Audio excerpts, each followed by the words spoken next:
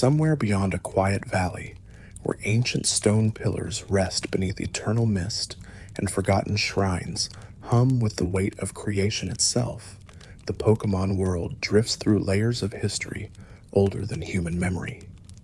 From Hisui's frozen peaks, where Arceus first touched the earth, to Paldea's sunlit crater holding secrets from distant timelines, each region carries stories etched into mountains, oceans, and the very fabric of reality.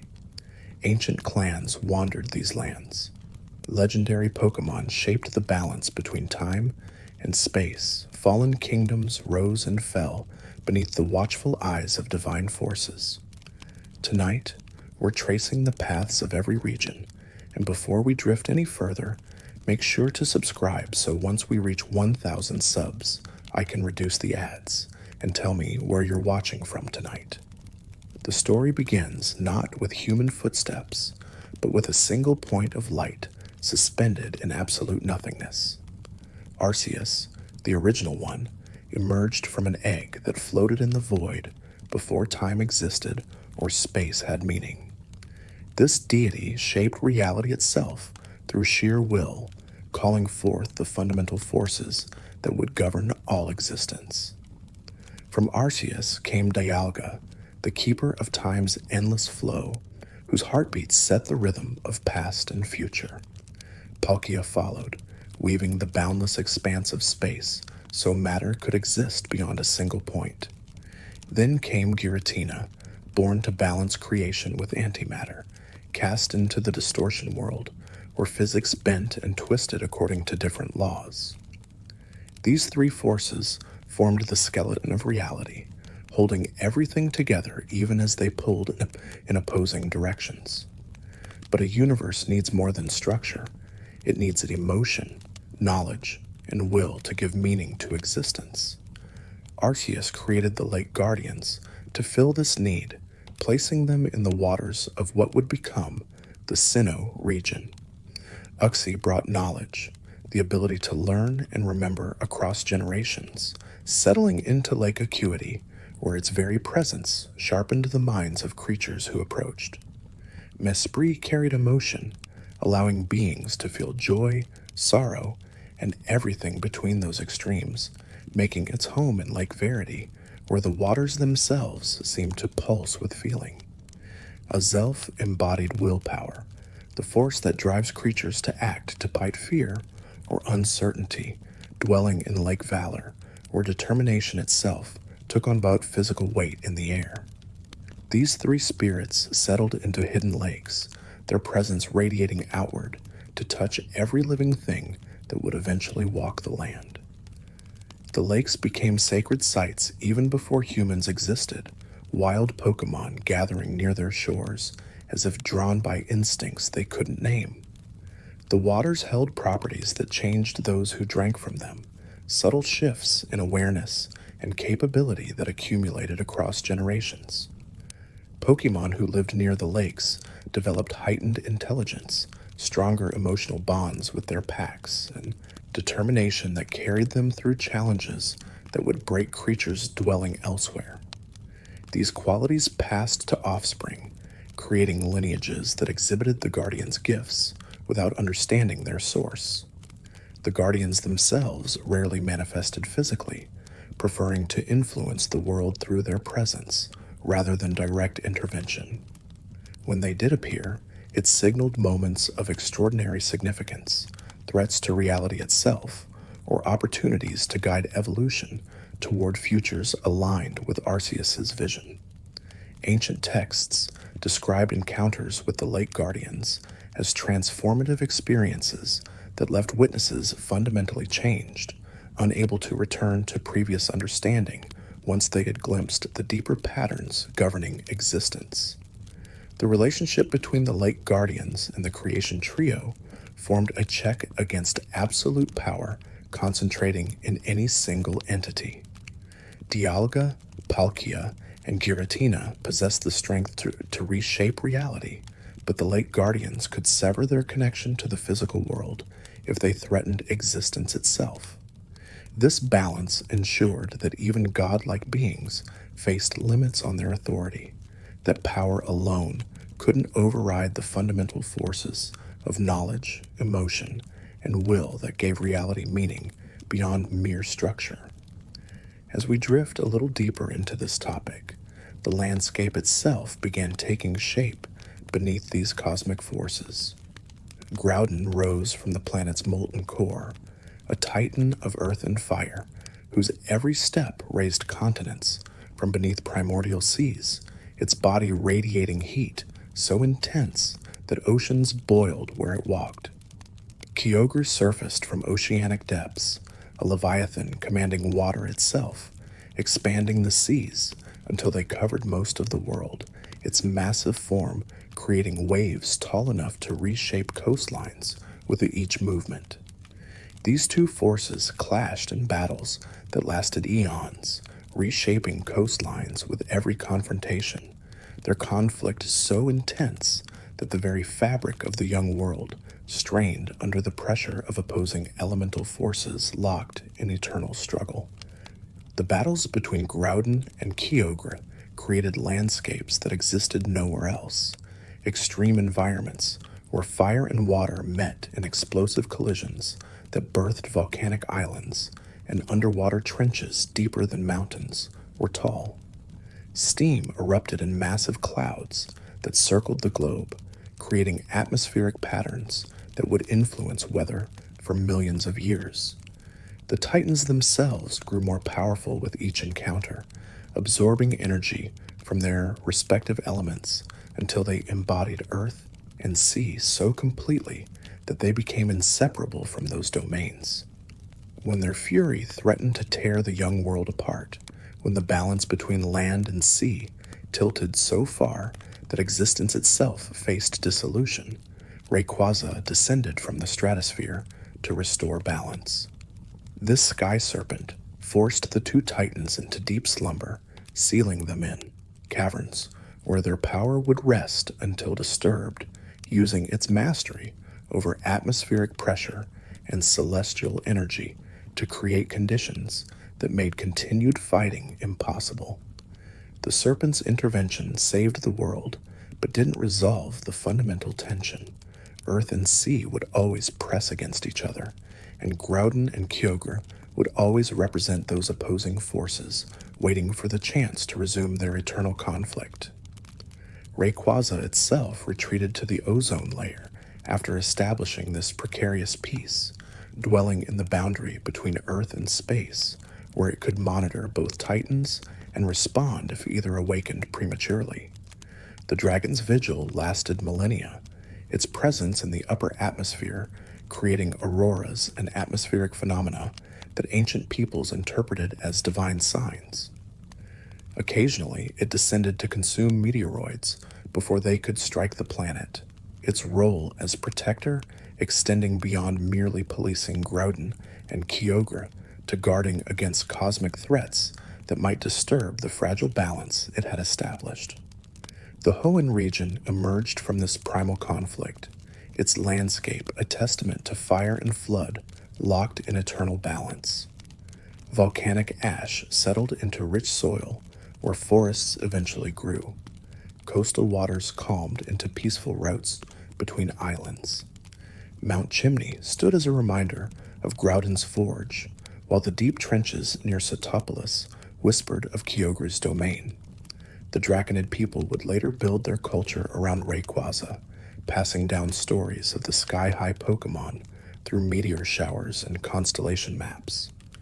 They learned to read the stars, charting paths across oceans long before modern navigation existed.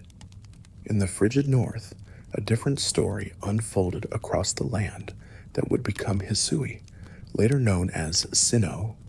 Mount Coronet pierced the heavens like a spear thrust into creation's heart, and at its peak, Arceus descended to observe the world taking shape. The Diamond Clan would eventually revere this mountain as sacred ground, building shrines along its slopes where time felt different, where the veil between mortal and divine grew thin. The Pearl Clan settled near Lake Valor, honoring the spaciousness of existence, the room for all things to breathe and grow. These early humans didn't domesticate Pokemon through Pokeballs. They formed bonds through mutual respect and shared survival. The Hisui era stretched across centuries when wild Pokemon posed genuine danger and humans relied on noble Pokemon for protection.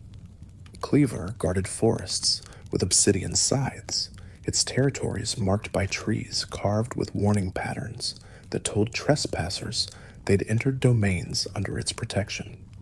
Lilligant led moonlit dances that blessed crops, the rituals performed under full moons when its power peaked and farmers gathered to witness blessings that could mean the difference between abundance and starvation. Arcanine watched over settlements, their loyalty absolute. These magnificent creatures bonding with entire communities rather than single trainers and defending their adopted homes with ferocity that made predators think twice before approaching. Electrode crackled through storms, drawing lightning away from vulnerable structures, their presence during thunderstorms seen as divine favor, protecting the settlement from nature's wrath. Avalugg provided passage across frozen lakes, their massive backs serving as living bridges when winter ice proved too thin for safe crossing, but travel remained necessary. These nobles weren't merely powerful, they held territories and commanded respect from both humans and Pokemon alike, their authority recognized through complex social hierarchies that predated human understanding of Pokemon behavior. When nobles grew frenzied, overcome by surges of energy they couldn't control, wardens performed rituals to calm them, throwing bombs infused with medicinal herbs while dodging attacks that could shatter stone. These confrontations testing both the warden's skill and their bond with the frenzied noble. The process sometimes lasted hours, the warden dancing between devastating strikes while gradually wearing down the noble's frenzied state through repeated applications of calming balms. The role of warden passed through families across generations, each inheritor learning from their predecessor through years of apprenticeship before accepting full responsibility. Becoming a warden meant dedicating one's life to maintaining balance between human settlements and the powerful Pokemon whose territories overlapped with human habitation. Some wardens never needed to calm their noble, even once during their tenure, while others faced frenzies multiple times per year, depending on their noble's temperament and local conditions. The position carried both honor and burden, respect from the community balanced against the constant awareness that failure could mean death for themselves and devastation for the settlement they protected. The frenzies themselves resulted from environmental factors that modern understanding still struggles to fully explain. Space-time distortions, unusual weather patterns, or disruptions to energy flows that nobles sensed more keenly than ordinary Pokemon.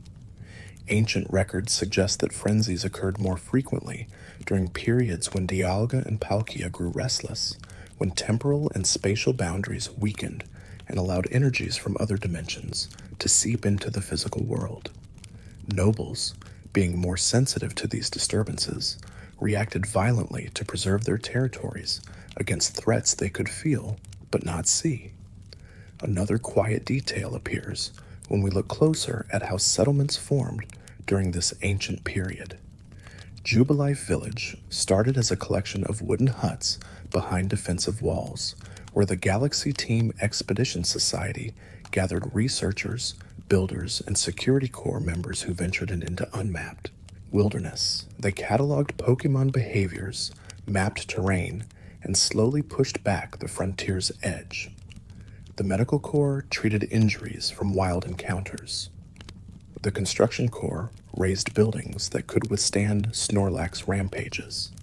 The Survey Corps, where many trainers began their journey, explored every corner of Hisui's 5 main regions, filling the first Pokédex entries with careful observations.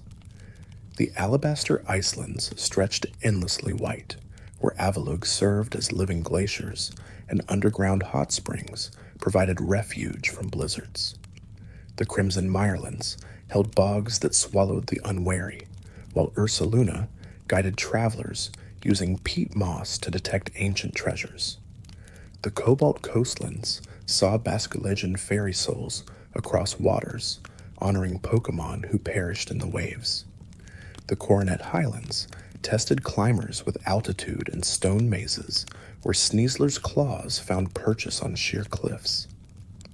Obsidian Fieldlands offered gentle introduction to Hisui's challenges, where Weirdeer's antlers glowed to reveal hidden paths. Each region demanded different skills, different partnerships between humans and Pokémon who understood the land. As we drift a little deeper into this topic, the Celestica people predated even the clans, leaving ruins that hinted at advanced understanding of space-time distortions. Their temples featured murals depicting Dialga and Palkia in forms later forgotten, suggesting they witnessed events beyond normal history. The Temple of Sinnoh stood atop Mount Coronet, where stone pillars channeled energy in patterns modern science struggled to replicate. When the ancient Sinnoh inhabitants vanished, they left behind the Azure Flute, an instrument capable of summoning Arceus itself. Legends whispered that they ascended, or perhaps crossed into another dimension, their knowledge scattered across ruins, waiting for worthy discoverers. The rift above Mount Coronet appeared during a space-time distortion event that nearly tore Hisui apart. The sky split open, revealing a swirling void where Dialga and Palkia clashed, their battle distorting reality itself. A traveler from another time was pulled through this rift, arriving in Hisui with knowledge of future Pokémon and modern techniques. This stranger helped resolve the crisis, calming the temporal dragons before their conflict shattered the timeline.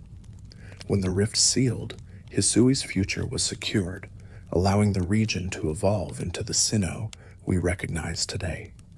Centuries passed, and Hisui transformed as settlements expanded and technology advanced.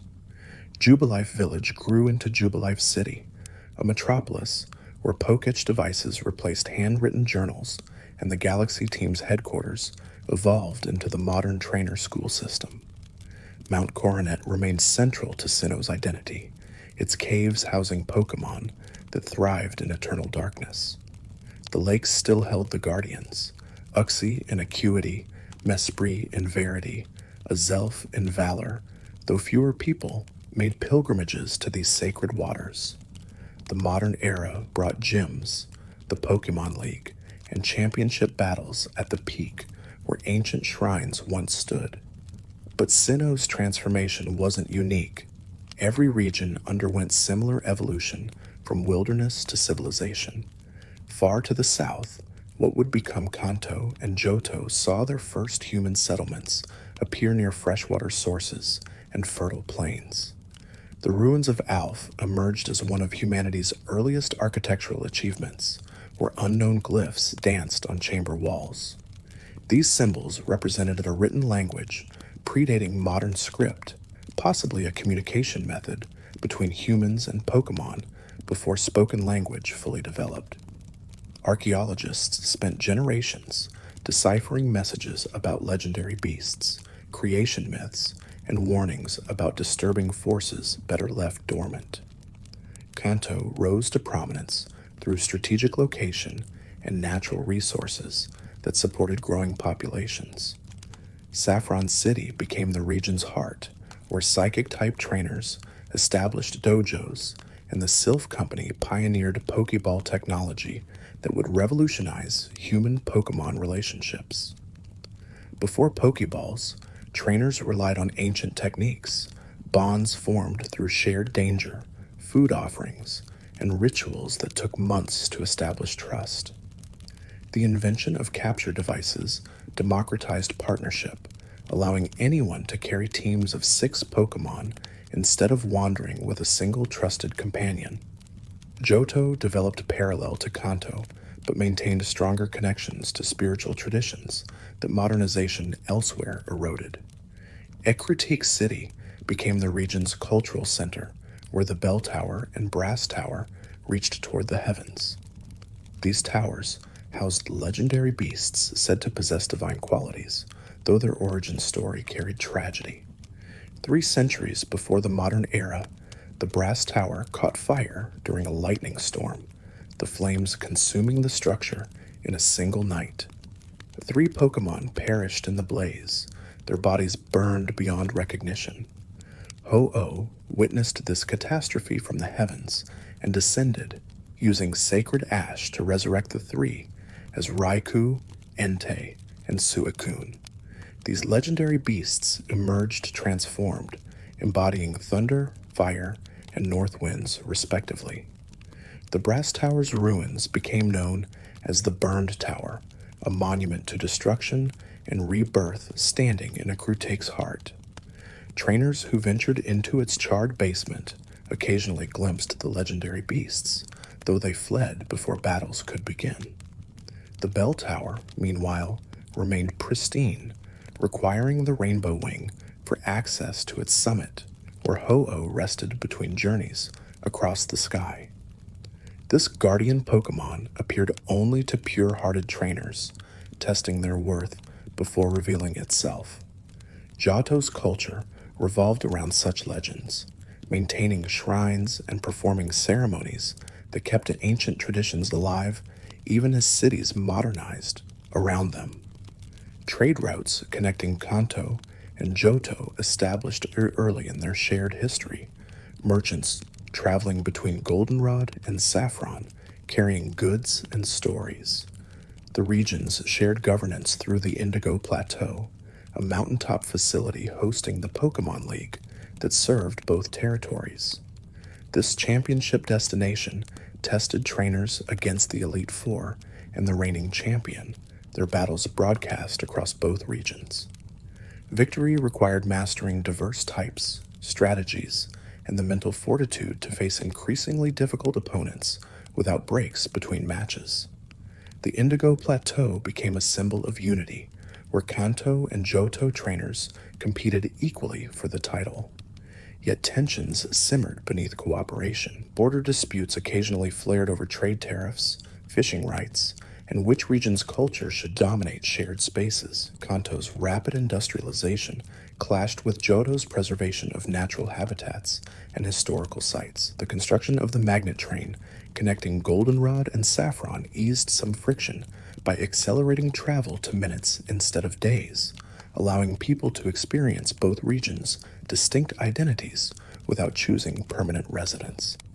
This technological marvel ran on electric-type Pokémon power, Magnemite, and Magneton, generating the electromagnetic fields that propelled the train at speeds that made landscapes blur. As we drift a little deeper into this topic, the Hoenn region developed independently across southern seas, its island chains and coastal geography creating a culture distinct from Kanto Johto's mainland focus. Hoenn's earliest inhabitants were the Draconid people, who built the Sky Pillar as a monument to Rayquaza and maintained rituals that could summon the Sky Dragon during emergencies. These guardians passed knowledge through oral tradition, teaching each generation the songs and ceremonies required to communicate with legendary Pokémon. When disaster threatened, when Groudon and Kyogre awakened from their ancient slumber, only the Draconids remembered the proper rites to call Rayquaza from the stratosphere. This disaster occurred approximately 3,000 years before the modern era, when a meteoroid approached the planet on a collision course. The impact would have caused extinction-level damage, but Rayquaza intercepted the space rock, shattering it with Draco Meteor before it could strike. Fragments rained across Hoenn, scattering stones that would become megastones when exposed to the energy of Rayquaza's mega evolution, the first recorded instance of this phenomenon. The meteoroid's remnants settled near what would become Meteor Falls, where dragon-type Pokémon gathered around the space debris, drawn to its otherworldly energy. The Suetopolis region formed in a massive crater created by an ancient meteoroid impact, its circular lake surrounded by white stone walls that glittered in sunlight. The city became sacred to Hoenns, people, home to the Cave of Origin, where Groudon and Kyogre rested in separate chambers deep beneath the water. Seals placed by ancient guardians kept the Titans dormant, but human ambition would eventually break those seals. The disaster that followed nearly destroyed Hoenn, as Groudon raised the sun to scorching intensity, while Kyogre summoned torrential rains that threatened to flood the entire region. Team Magma and Team Aqua, rival organizations with opposing philosophies, caused this catastrophe through their attempts to reshape the world according to their visions. Team Magma sought to expand the landmass, believing more territory would benefit humanity and land-dwelling Pokémon. Team Aqua wanted to increase the oceans, thinking aquatic life needed more habitat. Both groups awakened their respective legendary Pokémon using stolen orbs of ancient power, neither fully understanding the forces they were unleashing. When Groudon and Kyogre began their clash, weather patterns across Hoenn spiraled into chaos. Droughts withered forests, while hurricanes battered coastlines. Only Rayquaza's intervention restored balance, the Sky Dragon forcing both Titans back into dormancy. The Hoenn region recovered from this near-apocalypse, but the incident taught harsh lessons about disturbing legendary Pokémon. The orbs were sealed away properly this time, with multiple safeguards preventing future theft. Team Magma and Team Aqua disbanded after witnessing the destruction their ambitions caused, their leaders expressing remorse before disappearing from public life. Hoenn implemented stricter regulations on archaeological excavations and ancient artifact handling, recognizing that some knowledge carried too much danger to pursue carelessly. Another quiet detail appears when we look closer at Hoenn's unique ecosystem that emerged from its geological history. The region hosted Pokémon found nowhere else. Species adapted to volcanic soil, deep-sea pressure, and the intense sunlight that bathed tropical routes. Tropius evolved to grow fruit on their necks in response to abundant sunshine and fertile ground. Relicanth survived unchanged for 100 million years in deep ocean trenches where evolutionary pressure remained minimal. Castform's body changed form based on weather patterns, a survival mechanism in a region where conditions shifted dramatically between areas. These Pokémon demonstrated evolution's response to Hoenn's extreme environmental diversity. The sealed chamber represented one of Hoenn's most enigmatic mysteries, an underwater ruin accessible only through specific currents and tides. Ancient braille covered the walls, providing instructions for accessing 3 chambers where the legendary golems rested. Regirock, Regis, and Registeel were constructs created by an ancient civilization, guardians built to protect something precious, though what they guarded was lost to history. Awakening them required solving puzzles that tested patience and observation, reflecting the civilization's belief that worthy discoverers needed both intelligence and determination. Far across the ocean to the west, the Unova region developed along a different trajectory, its history shaped by twin legendary dragons and the conflict between truth and ideals. Thousands of years ago, a single dragon Pokémon lived alongside 2 brothers who built the first Unovan kingdom together. These siblings shared a vision of a better world, but disagreed on how to achieve it. One believed in pursuing truth above all else, while the other thought ideals should guide their actions. The original dragon, sensing this fundamental split, divided itself into Reshiram and Zekrom, embodying truth and ideals respectively. The brothers went to war, each commanding a legendary dragon whose power reshaped the landscape with every confrontation. Cities burned under Reshiram's blue flames. Forests turned to ash from Zekrom's lightning strikes. The conflict raged until both brothers realized their war would destroy everything they sought to protect. They agreed to seal the dragons away, Reshiram entering the Lightstone and Zekrom the Darkstone, artifacts that would wait centuries for worthy trainers to awaken them. A third dragon emerged from the discarded shell of the original, Kyurem, an empty husk that wandered Unova's northern reaches, seeking completeness it could never regain. Unova's modern civilization arose on these ancient battlefields, building cities that emphasized progress and innovation. Castelia City became a towering metropolis of glass and steel, its streets packed with people from every region seeking opportunity in Unova's booming economy. The region embraced cultural diversity, its population including immigrants who brought traditions, cuisine, and Pokémon from their homelands. This melting pot philosophy made Unova distinct from regions where historical continuity and preservation dominated cultural identity. Here, the future mattered more than the past, though shadows of ancient conflicts still lingered in forgotten ruins. Team Plasma emerged as Unova's greatest modern threat, an organization claiming to fight for Pokémon liberation from human control, their message resonating with people who questioned whether capture and training truly represented mutual partnership or merely sophisticated exploitation. Their charismatic leader, N, genuinely believed humans and Pokémon should live separately, that capture and training constituted a form of slavery, no matter how kindly trainers treated their partners. His conviction born from childhood experiences where he'd only encountered abused and abandoned Pokémon. Team Plasma gathered supporters through compelling rhetoric about Pokémon rights, building a castle that rose from beneath the Pokémon League in a dramatic statement of power, the structure emerging from the underground construction that had proceeded secretly for years. N awakened Zekrom and challenged the reigning champion, seeking to prove through victory that his truth justified reshaping society, that a world where Pokémon lived free from human interference represented the only moral path forward. N's philosophy, while extreme, raised legitimate questions about consent and autonomy in human Pokémon relationships. Did Pokémon truly choose partnership, or did they simply lack alternatives when captured and trained from youth? Could creatures kept in Pokéballs and commanded in battle genuinely flourish, or did they merely tolerate captivity because they'd never known freedom?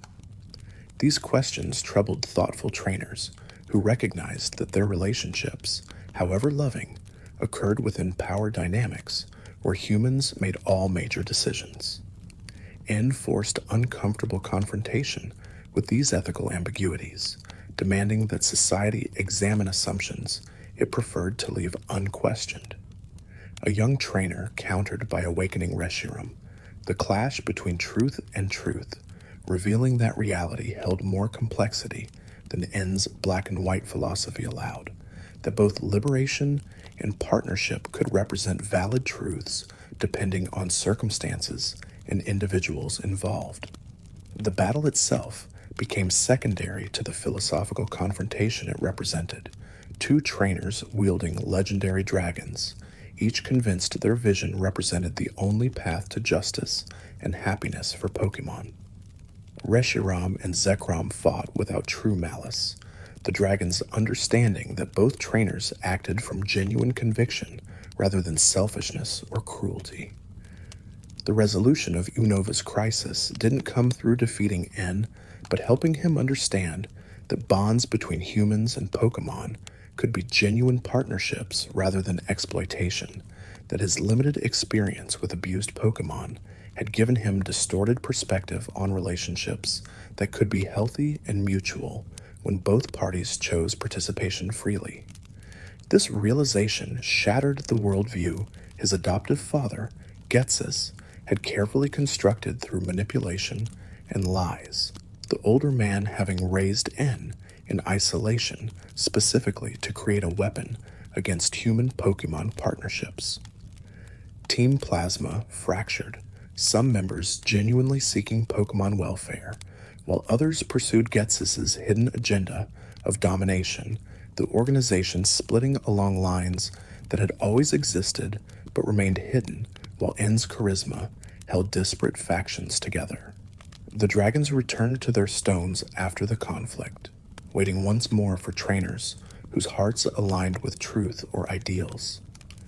As we drift a little deeper into this topic, the Kalos region's history carried perhaps the darkest chapter in the Pokemon world's entire chronicle, a war so devastating it nearly ended all civilization 3,000 years before the modern era. The conflict's origins remain murky, records lost or deliberately destroyed in the catastrophe that followed, but its conclusion left scars, visible even today, in geological formations and energy patterns that defied natural explanation. AZ, the king of Kalos during this period, possessed a floette he cherished beyond measure, their bond representing the ideal partnership between human and Pokemon that poets celebrated and ordinary trainers aspired to achieve. When war claimed his beloved Pokemon's life, grief shattered AZ's sanity and morality, transforming a wise king into someone willing to commit unthinkable atrocities if it meant reclaiming what he'd lost. He constructed the ultimate weapon, a massive machine that drew energy from Pokemon life force itself, intending to resurrect his floette, regardless of cost, unconcerned with how many lives would be sacrificed to achieve his single-minded goal. The weapon's construction required years and resources that bankrupted the kingdom, AZ driving his people to exhaustion, building the machine that would become their doom. Engineers who questioned the project disappeared. Advisors who counseled mercy found themselves imprisoned. The king's obsession consumed everything around him until the weapon finally stood complete, a towering monument to grief transformed into technological monstrosity. The weapon worked. Floette returned to life, her form altered by the process, her flowers changing color to reflect the unnatural energies that had torn her from death's embrace. But the machine's activation required sacrificing countless Pokemon, their energy drained to fuel the resurrection, entire forests of Pokemon falling silent as the weapon drew their life force across vast distances. The war ended when AZ turned the weapon on the battlefield itself, unleashing a beam of energy that obliterated armies on both sides, erasing soldiers in an instant, while survivors fled in terror from power that exceeded anything they'd imagined possible. The blast's radiation transformed the landscape, creating megastones from ordinary minerals exposed to the weapon's unique energy signature. These crystallized remnants of catastrophe scattered across Kalos, where they would wait millennia before humans discovered their properties. This same radiation granted AZ immortality, cursing him to wander Kalos for millennia, carrying the weight of genocide, his body refusing to age or die, while his mind remained trapped in the moment of his greatest sin. His floette, horrified by what her resurrection cost, abandoned him, refusing to stay with someone who would commit such atrocities even for love, her departure a wound that cut deeper than any blade. AZ watched civilizations rise and fall, saw forests grow and die, witnessed the birth of new Pokemon species and the extinction of others, all while carrying the knowledge that he'd created weapons capable of ending everything, and that his personal grief had justified mass murder in his diseased mind. The weapon's remains were buried and forgotten, but the megastones it created became central to modern battling, once rediscovered. Trainers who used Mega Evolution rarely understood that they wielded power born from atrocity, that the stones allowing their Pokemon to transform came from the single darkest moment in recorded history. This ignorance perhaps served Mercy's purpose. Knowing the truth might have made using Megastones feel like profiting from tragedy, yet refusing to use them wouldn't undo the suffering that created them. Modern Kalos rose from the ashes of this ancient catastrophe, building a culture that emphasized beauty, art, and the bonds between humans and Pokemon that AZ's weapon had violated so profoundly. Lumiose City became the region's crown jewel, its central tower visible from every direction, a monument to reaching toward the sky rather than dwelling in the past. Cafes lined cobblestone streets, where trainers discussed strategy over coffee. Museums displayed historical artifacts, with plaques explaining the war's lessons. The Kalos region wanted visitors to understand history without being defined by it, moving forward while remembering enough to prevent repetition. The discovery of Mega Evolution added new dimensions to battling, allowing certain Pokémon to temporarily surpass their normal limits through deep bonds with trainers. This phenomenon required Megastones matching the Pokémon species and a trainer holding the Keystone, their resonance triggering transformation during battle. Mega Evolution placed enormous strain on both Pokémon and trainer, requiring perfect synchronization and mutual trust. The process essentially represented the ultimate expression of partnership. Neither human nor Pokémon could achieve it alone, and the transformation lasted only as long as both wills remained aligned. Team Flare threatened Kalos with repeating history, their leader Lysandra seeking the ultimate weapon to reshape the world according to his vision of beauty. He believed the planet's resources couldn't support growing populations, and that culling humanity would preserve the world for those he deemed worthy.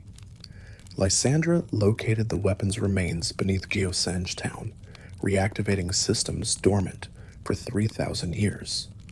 The plan failed when a young trainer prevented the weapon's full activation, though the resulting energy release altered the region's ley lines and possibly affected the fabric of reality in ways not yet fully understood. AZ appeared during this crisis, having wandered into Kalos after millennia abroad. Confronting the weapon that cursed him brought emotions he'd suppressed for centuries flooding back.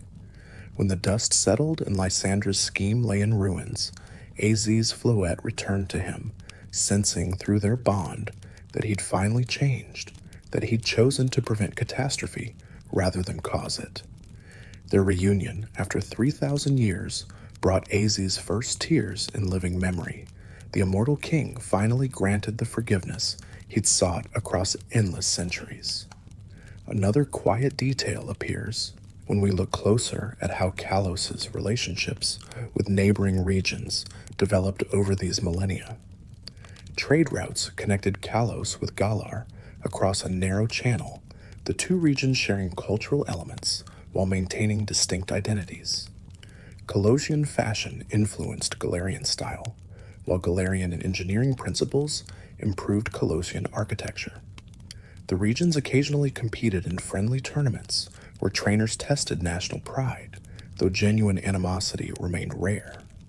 Both had learned from histories marred by conflict, preferring cooperation that benefited all parties. The Galar region itself underwent dramatic transformation during the Industrial Revolution, when coal mines and steam engines powered rapid expansion. Macrocosmos, a massive conglomerate, rose to dominance by providing energy infrastructure that lit cities and powered factories. The company's chairman positioned himself as Galar's benefactor, investing in stadiums, transportation, and the Pokémon League that became central to Galarian culture. Gym challenges evolved into massive spectacles held in stadiums holding tens of thousands of spectators, battles broadcast across the region where they captivated audiences with drama that blurred lines between sport and entertainment. Galar's ancient history involved the Darkest Day, a catastrophic event that occurred 3,000 years ago when a meteoroid struck the region. The impact awakened Eternatus, an alien Pokémon that emerged from the meteoroid and began transforming Galar's environment with Dynamax energy. This poisonous force caused Pokémon to grow to enormous sizes and lose control, rampaging across the landscape in confused fury. Two heroes wielding a sword and shield confronted Eternatus, their Pokémon, Zacian and Zamazenta, battling the alien creature until it fell dormant beneath the earth. The heroes were later crowned kings of Galar, though their true identities were lost to legend. Eternatus's influence never fully vanished, its energy seeping into the land and creating power spots where Dynamax phenomenon could occur. Galar harnessed this energy for entertainment, building stadiums over power spots where trainers could Dynamax their Pokémon during gym battles and championship matches. The process differed from Mega Evolution. Any Pokémon could Dynamax with proper energy exposure, the transformation lasting 3 turns, regardless of bonds or items. This democratization of power made battles more accessible to casual trainers while adding strategic depth for experienced battlers who had to time their Dynamax carefully. Chairman Rose's ambition to secure Galar's energy future led him to prematurely awaken Eternatus, believing he could harness its power permanently. The plan backfired catastrophically as Eternatus began another darkest day, its energy threatening to consume Galar entirely. Zacian and Zamazenta awakened from centuries of slumber, the legendary heroes returning to combat the alien threat once more. They succeeded with help from trainers who wielded the rusted sword and shield, artifacts that amplified the wolves' power to their crowned forms. Eternatus was captured and contained, though the incident revealed how easily modern ambition could unleash ancient horrors. As we drift a little deeper into this topic, the Alola region presented an entirely different cultural approach to human Pokémon relationships. This tropical archipelago consisted of 4 main islands, each protected by a guardian deity called a Tapu. These Pokémon watched over their respective islands with fierce dedication, occasionally testing humans to ensure they remained worthy of living under divine protection. Alola's trial system replaced traditional gyms, challenging trainers to complete tasks that proved their character as much as their battling skill. Trials might involve gathering ingredients, solving riddles, or navigating obstacles before confronting a totem Pokémon that called allies to assist it in battle. The Alola region's Kahuna system placed each island under the guidance of a powerful trainer chosen by that island's Tapu. Becoming Kahuna required passing the Guardian's test, often a battle where the Tapu assessed both strength and spirit. Kahunas served as leaders, mediators, and protectors, maintaining balance between progress and tradition as outside influences increasingly touched Alola's isolated culture. The region only recently opened to tourism, its pristine beaches and unique Pokémon attracting visitors from every corner of the world. This influx brought prosperity, but also challenges to traditional ways of life that had persisted for generations. Ultra wormholes represented Alola's most dramatic natural phenomenon, tears in space-time that connected the region to ultraspace, a dimension containing numerous worlds utterly unlike the Pokémon world. Ultra beasts emerged from these wormholes, creatures whose biology followed alien rules and posed serious threats to Alola's ecosystem.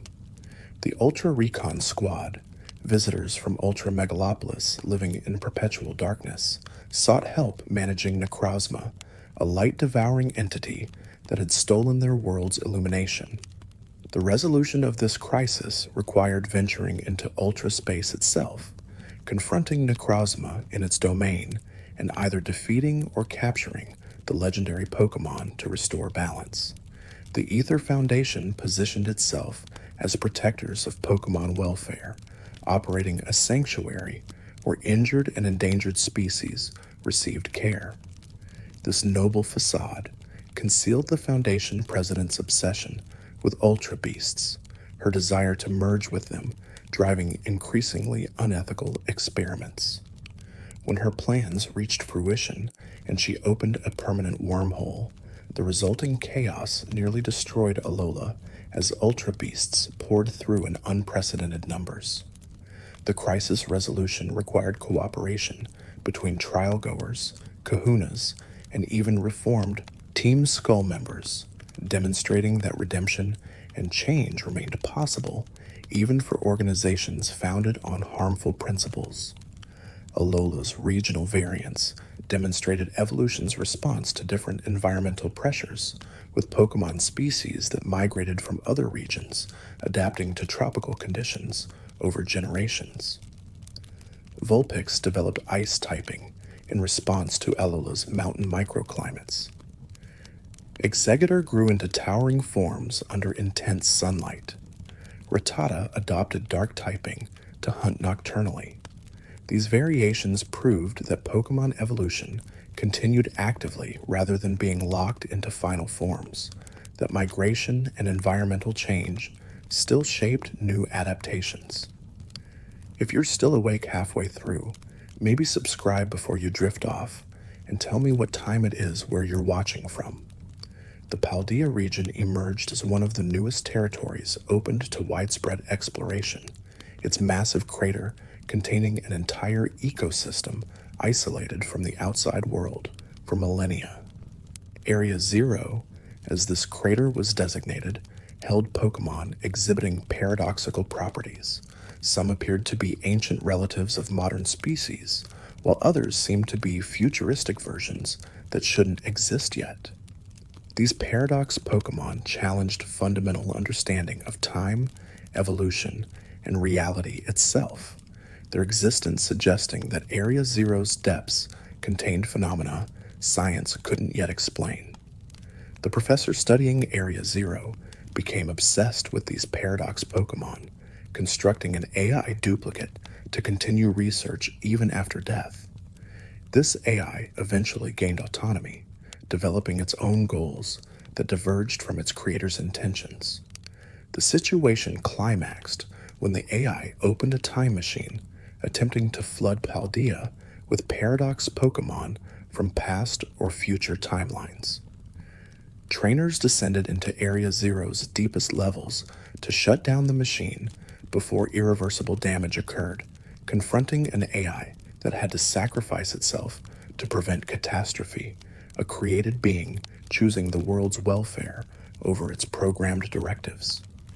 Paldea's treasure hunt tradition sent students from the academy across the entire region, seeking personal growth through adventure rather than following predetermined paths. This educational philosophy emphasized independence, allowing young trainers to choose whether they'd challenge gyms, hunt rare Pokemon, explore hidden corners, or simply enjoy their journey. The approach produced trainers with diverse skills and perspectives, rather than the standardized knowledge that traditional schooling sometimes imposed. Terastallization represented Paldea's unique battle mechanic, allowing Pokemon to temporarily coat themselves in crystalline energy that changed their type. This phenomenon originated from Area Zero's crater, where terrestrial energy saturated the environment and leaked into surrounding areas. Unlike Mega Evolution or Dynamax, terastallization could grant any type to any Pokemon, creating strategic possibilities that kept opponents guessing. A fire type might terastallize into water, gaining new resistances and coverage moves. The mechanic's flexibility made Paldean battles particularly unpredictable.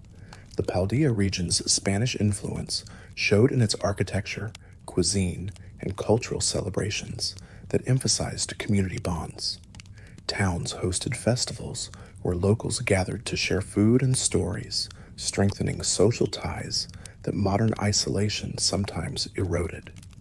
This cultural warmth extended to Pokemon, with many species living openly among humans rather than strictly in wild areas.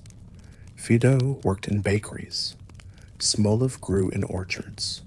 Lechonk rooted for truffles in forests accessible to everyone. The integration of Pokemon into daily life created a different atmosphere than regions where Pokemon primarily existed for battle or utility. Another quiet detail appears when we look closer at how remote regions develop distinct cultures through isolation. The Orange Islands, an archipelago south of Kanto and Johto, created their own challenge system based on skill tests rather than type-based gyms. Trainers proved themselves through target practice, racing, and creative problem-solving that demonstrated versatility beyond standard battles. This approach produced well-rounded trainers who could adapt to unusual situations rather than specialists who excelled only within their chosen type. The Sevi Islands, located south of Kanto, served as a vacation destination, but also hosted ancient ruins predating Cantonian civilization. The Tanobi Chambers contained chambers filled with Unknown, the mysterious Pokémon whose connection to written language remained poorly understood. Researchers theorized that Unknown somehow embodied concepts themselves, that observing them changed reality in subtle ways. The Sevi Islands rocket hideout demonstrated that even paradise locations couldn't escape criminal organizations seeking isolated bases for their operations. The Ranger regions, Fiore, Almia, and Oblivia, developed systems where trainers didn't capture Pokémon permanently, but instead formed temporary partnerships through capture stylers. These devices drew loops around Pokémon, creating friendly bonds through rhythm and timing rather than weakening and capturing. Rangers focused on environmental protection, disaster response, and mediating conflicts between humans and wild Pokémon. Their philosophy emphasized cooperation and mutual benefit over ownership, though they respected traditional trainers who treated their Pokémon well. Fiore's peaceful atmosphere hid dangers from the Go-Rock Squad, criminals who used machinery to control Pokémon against their will. The organization's defeat came through a ranger who proved genuine bonds outperformed forced obedience. Almia faced threats from Team Dim Sun, who used mini-Remo devices to hypnotize Pokémon into serving them. Again, Rangers demonstrated that authentic partnership achieved better results than mechanical control. Oblivia dealt with the Pokémon Pinchers, who captured rare Pokémon for profit, their operation shut down through Ranger network coordination across multiple islands. The Ore region represented post-apocalyptic harshness, a desert wasteland where natural Pokémon populations barely existed, and most residents obtained Pokémon through trade or dubious means. Shadow Pokémon emerged as Ore's greatest crisis, creatures whose hearts had been artificially closed to create emotionless fighting machines. Cypher, the organization behind this atrocity, believed removing emotions created perfect warriors who obeyed without question. The process traumatized Pokémon profoundly, essentially destroying their personalities to create living weapons. Purification chambers offered hope for shadow Pokémon, using positive energy and time to gradually reopen their hearts. The process required patience and dedication, trainers spending months working with shadow Pokémon to undo Cypher's damage. Success brought incredible joy, watching a shadow Pokémon rediscover happiness after experiencing only emptiness created bonds of extraordinary depth. Ora's story emphasized that no damage was permanent, that even the most traumatized beings could heal given proper care and time. As we drift a little deeper into this topic, the relationship between regions and their legendary Pokémon shaped history in countless ways. Some legendaries served as active protectors, intervening when catastrophes threatened. Others remained distant observers, acting only when absolutely necessary. A few slumbered for centuries between awakenings, their dreams influencing the world in subtle ways. Understanding these patterns helped predict where legendary Pokémon might appear and what conditions might provoke their involvement. The legendary birds, Articuno, Zapdos, and Moltres, migrated across regions following patterns related to seasonal changes and energy flows. Articuno settled in frozen mountain peaks during winter, its presence lowering temperatures in surrounding areas. Zapdos appeared during intense thunderstorms, drawn to electrical disturbances that matched its nature. Moltres nested in volcanoes, seeking the intense heat that sustained its flames. Trainers seeking these birds tracked weather patterns and geological activity, sometimes spending years pursuing glimpses of these elusive creatures. The legendary beasts, Raikou, Entei, and Suicune, wandered Johto and occasionally beyond, appearing seemingly at random, but following routes related to their original purpose. They tested trainers through brief encounters, fleeing before battles could conclude, to assess whether humans proved worthy of their time. Suicune specifically chose trainers it deemed pure-hearted, allowing capture only after verifying their intentions through extended observation.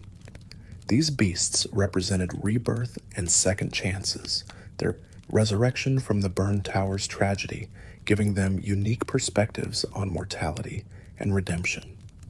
The weather trio, Groudon, Kyogre, and Rayquaza, rarely involved themselves in daily affairs, but could reshape entire regions when roused. Their domains held absolute authority, with Groudon controlling all land, Kyogre commanding every ocean, and Rayquaza governing the sky itself. Disturbing their slumber risked catastrophe, yet human ambition repeatedly attempted to control these titans for personal gain. Every attempt ended in disaster, proving that some forces exceeded human capacity to manage regardless of technology or determination.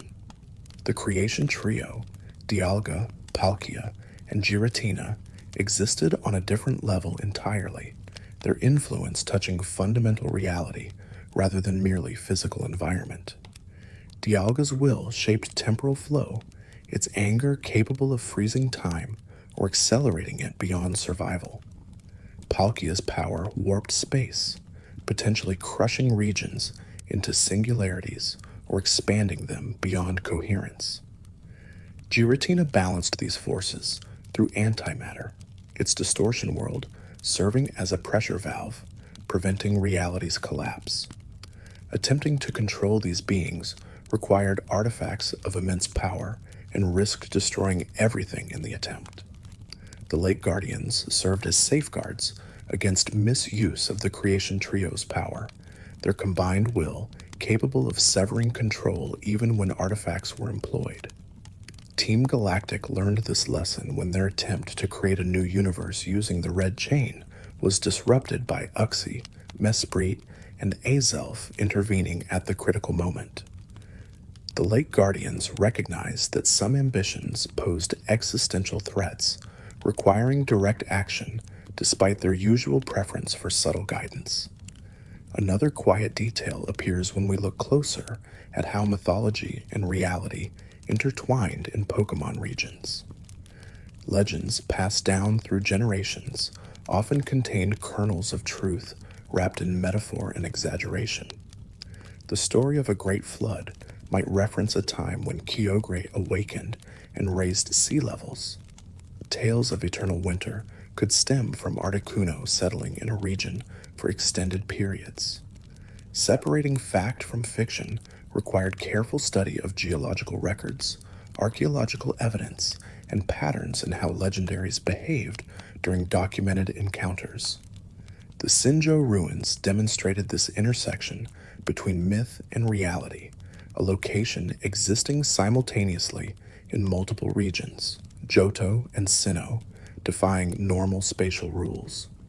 Arceus could manifest here when certain conditions aligned, creating Dialga, Palkia, or Giratina from nothing as a demonstration of its creative power. Witnessing this event proved that creation myths weren't merely stories, but descriptions of actual capabilities possessed by the original one. The ruins' architecture suggested the ancient Celestica people built it as a temple where dimensions thinned and reality became malleable, the Simcamus. Hall of Origin, accessible only through the Azure Flute, served as Arceus's primary dwelling when it chose to remain in the mortal world. This hall existed outside normal space, a realm where time flowed differently and normal physics held no authority. Trainers who managed to obtain the Azure Flute and perform the proper ritual found themselves transported to a star field where Arceus waited, willing to battle those who proved themselves worthy.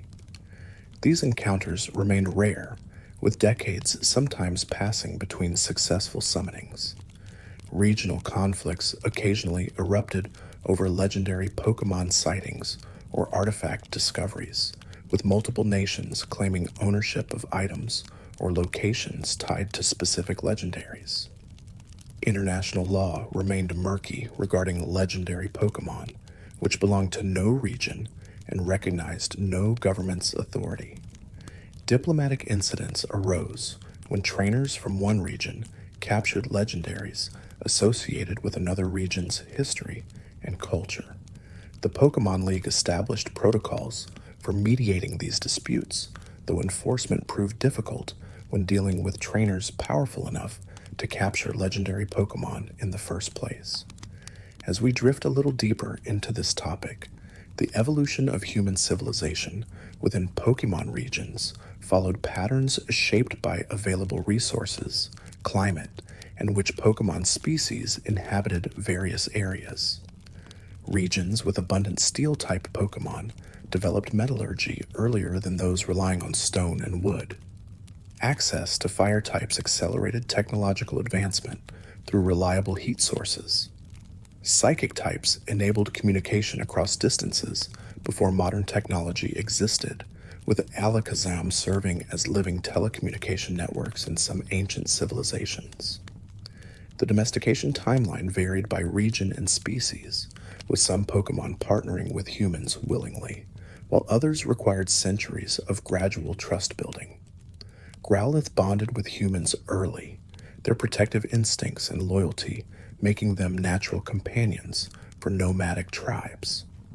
Ponyta allowed riding once humans proved themselves through displays of courage and respect. Tauros proved more challenging, their aggressive territoriality requiring specialized techniques to manage even after domestication.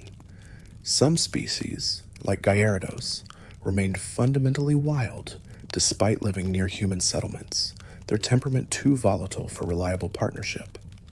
Agricultural development relied heavily on Pokemon partnerships, with different species contributing unique capabilities to farming.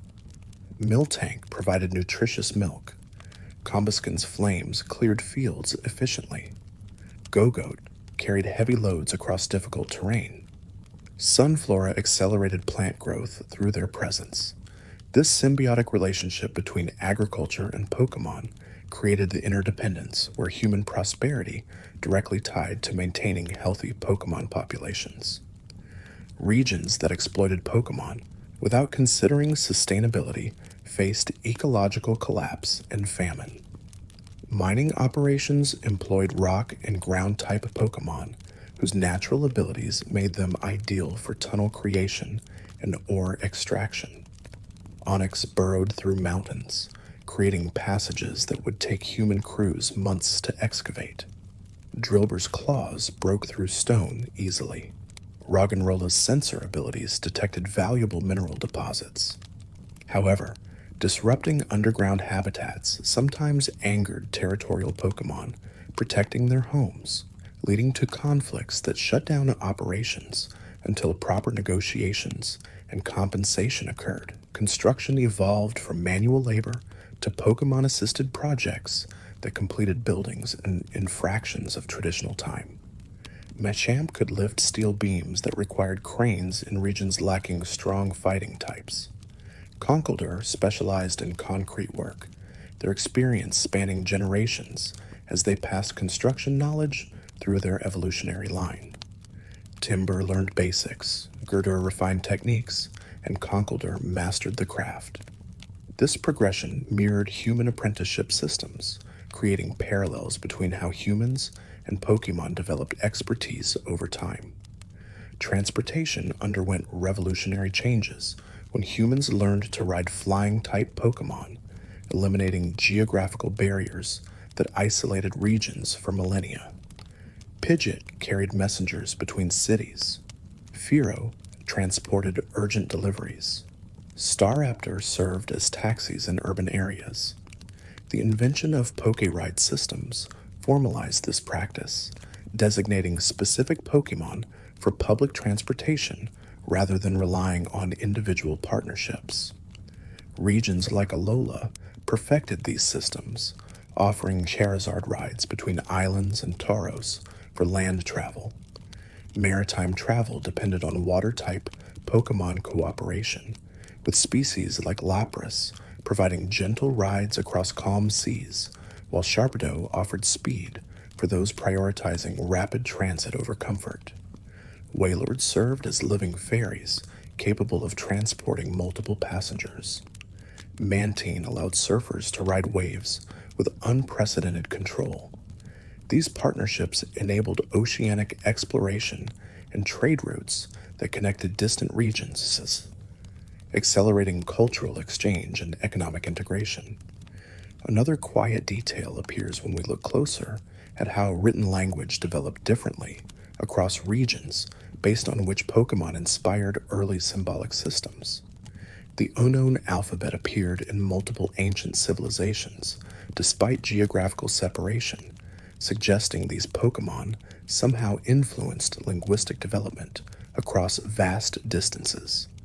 Regions where Unknown appeared frequently developed writing systems earlier than those lacking this influence, though correlation didn't necessarily prove causation. Linguists debated whether Unknown created language or merely responded to existing symbolic thought. Galarian runes incorporated imagery from Zacian and Zamazenta, the legendary heroes whose deeds inspired an entire writing system.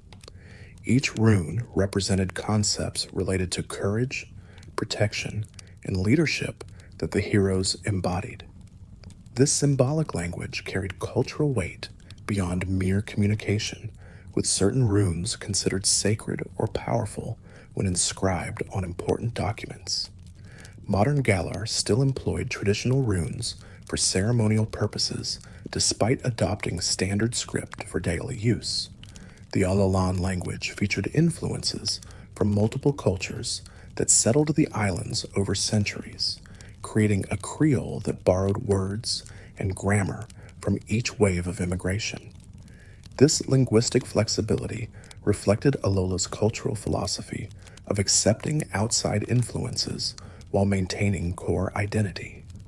Certain concepts lacked direct translation to other languages because they represented uniquely Alolan perspectives on human Pokémon relationships and community bonds. Hisuian language predated modern Sinnoh, its archaic grammar and vocabulary preserved in ancient texts and shrine inscriptions. Scholars studying these documents discovered that Hisuian contained specific terms for concepts modern language struggled to express. Words describing the feeling of bonding with a noble Pokémon, phrases for space-time distortions, vocabulary for levels of reverence toward legendary Pokémon. This linguistic richness suggested Hisui's people engaged with phenomena modern society rarely encountered or had forgotten how to recognize. As we drift a little deeper into this topic, the development of Pokémon battling evolved from survival necessity to organized sport across thousands of years. Early humans fought alongside Pokémon against predators and rival tribes, these life-or-death struggles bearing little resemblance to modern regulated matches. Victory meant survival, defeat often meant death. The transition from warfare to sport occurred gradually as civilizations stabilized and excess resources allowed pursuing activities beyond subsistence. The first formal battle rules emerged in Kanto approximately 1,000 years ago, establishing conventions that spread to neighboring regions.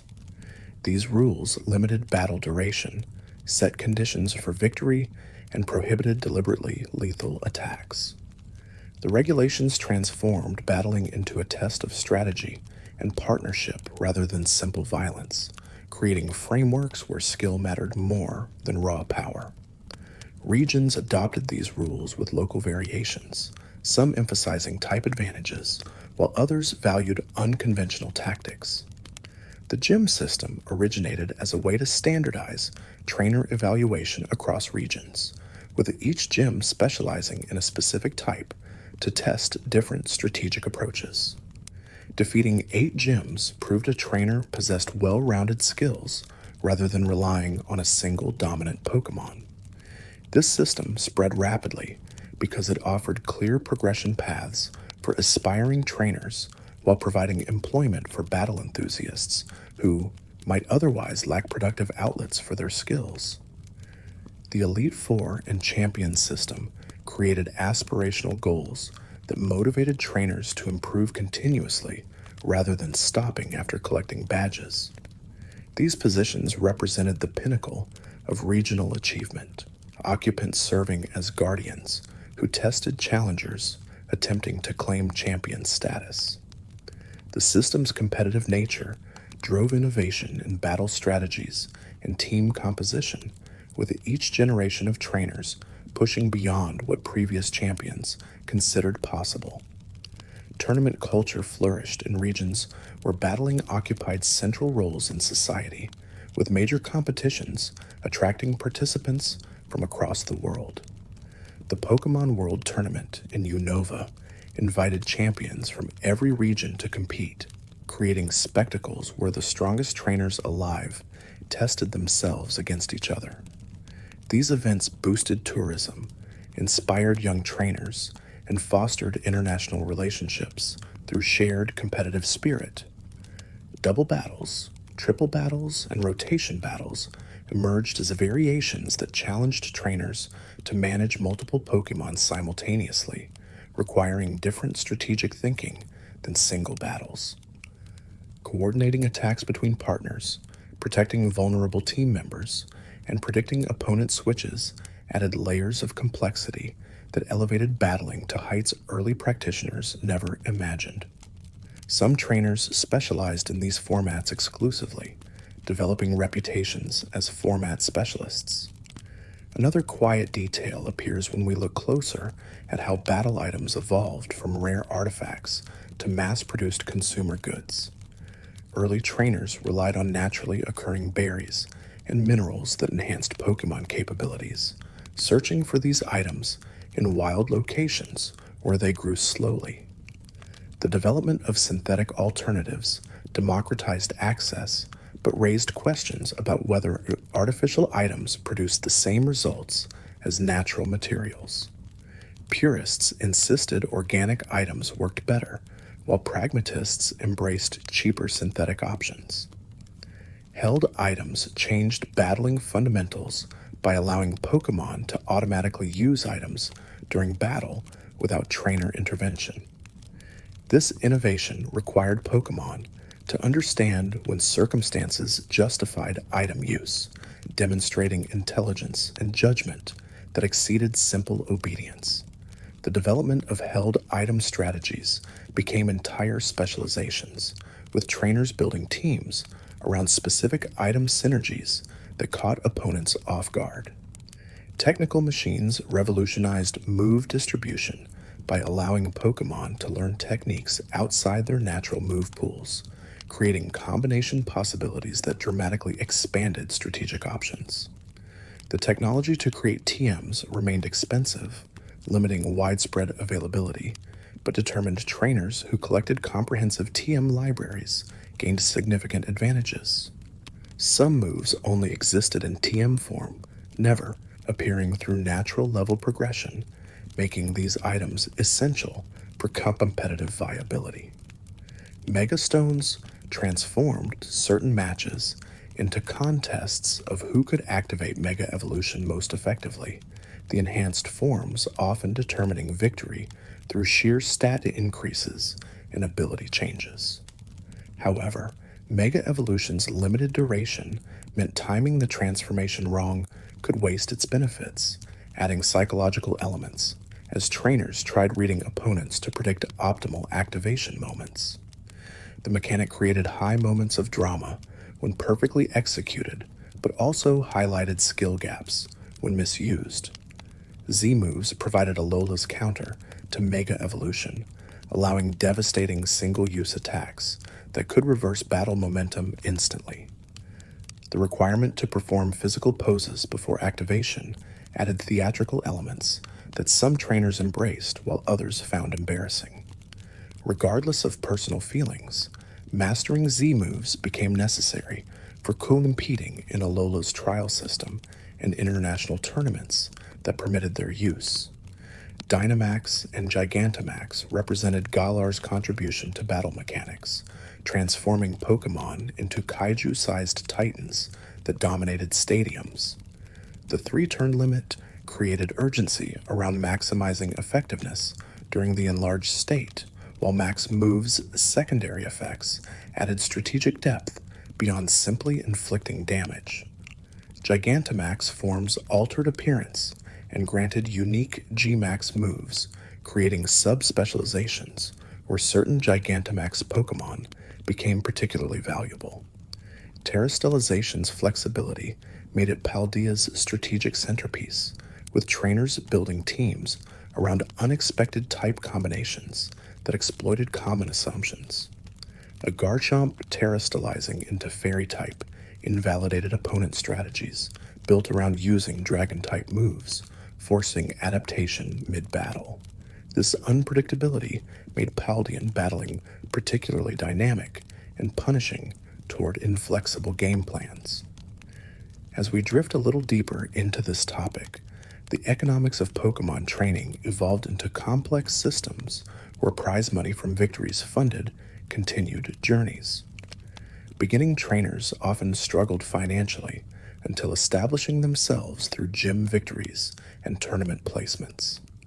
The cost of Pokeballs, potions, transportation, and lodging added up quickly, creating pressure to win consistently or risk abandoning trainer life for conventional employment.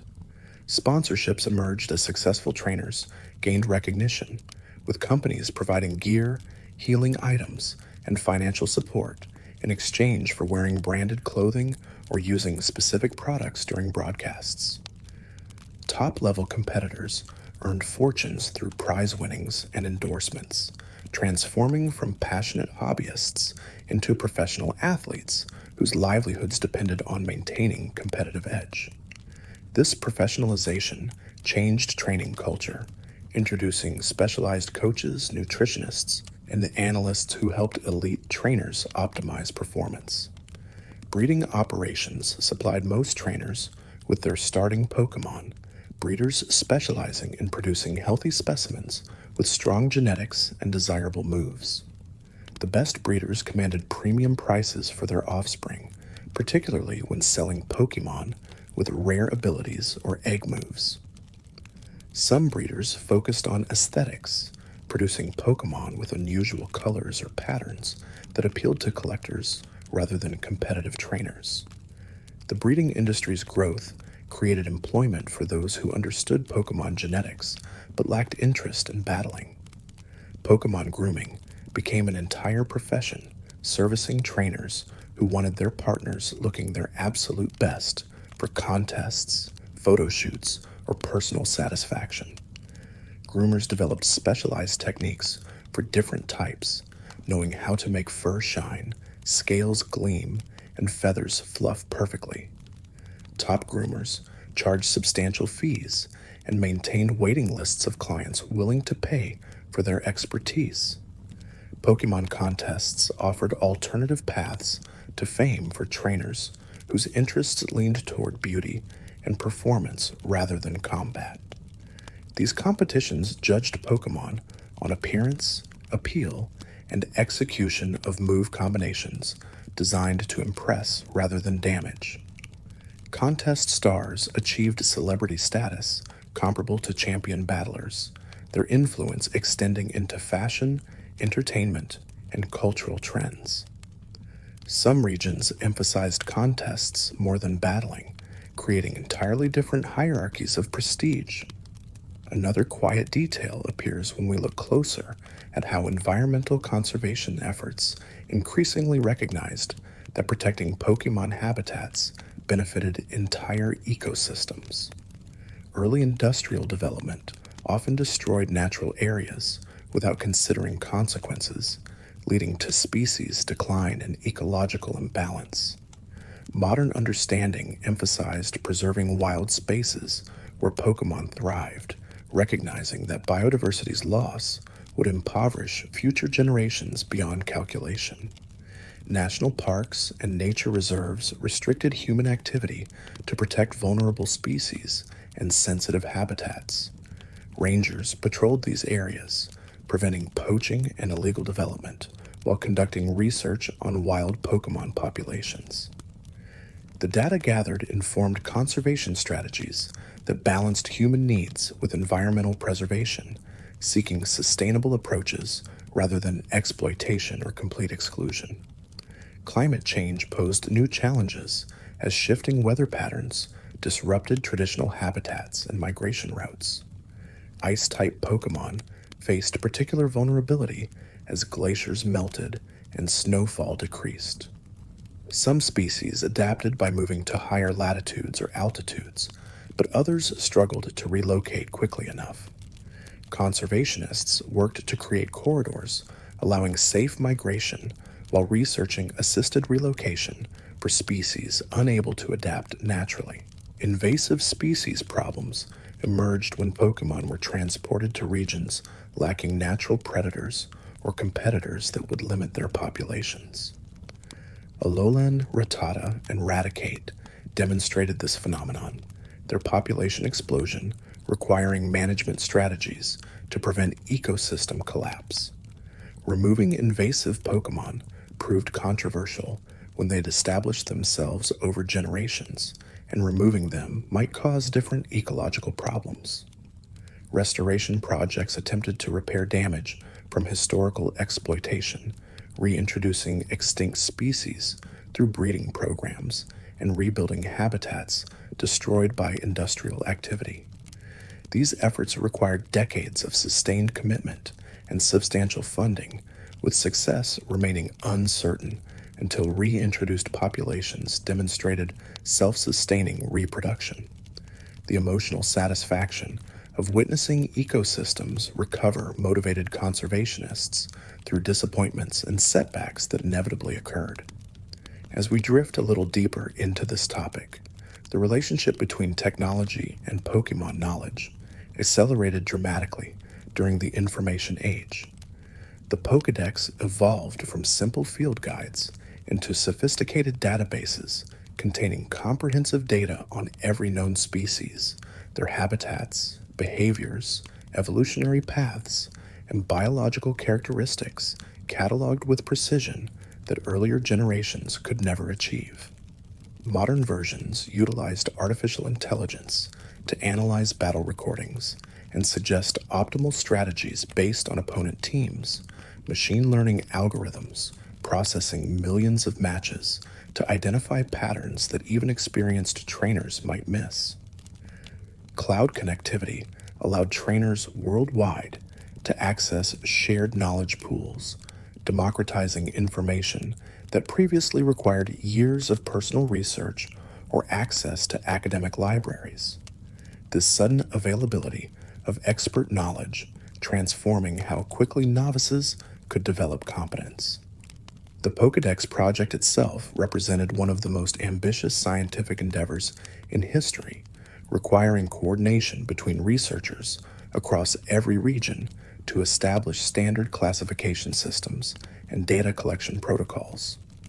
Early versions contained errors and gaps where knowledge remained uncertain, but continuous updates refined entries as new discoveries emerged from ongoing research.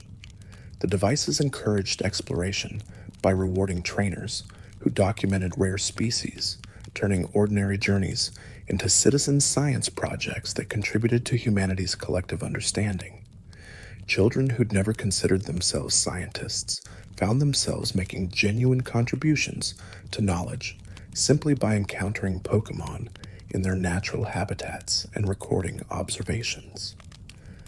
Pokémon storage systems revolutionized how trainers managed their teams by allowing virtually unlimited Pokémon storage, accessible from any Pokémon Center, the technology converting Pokémon into data streams that could be transferred through networks at light speed.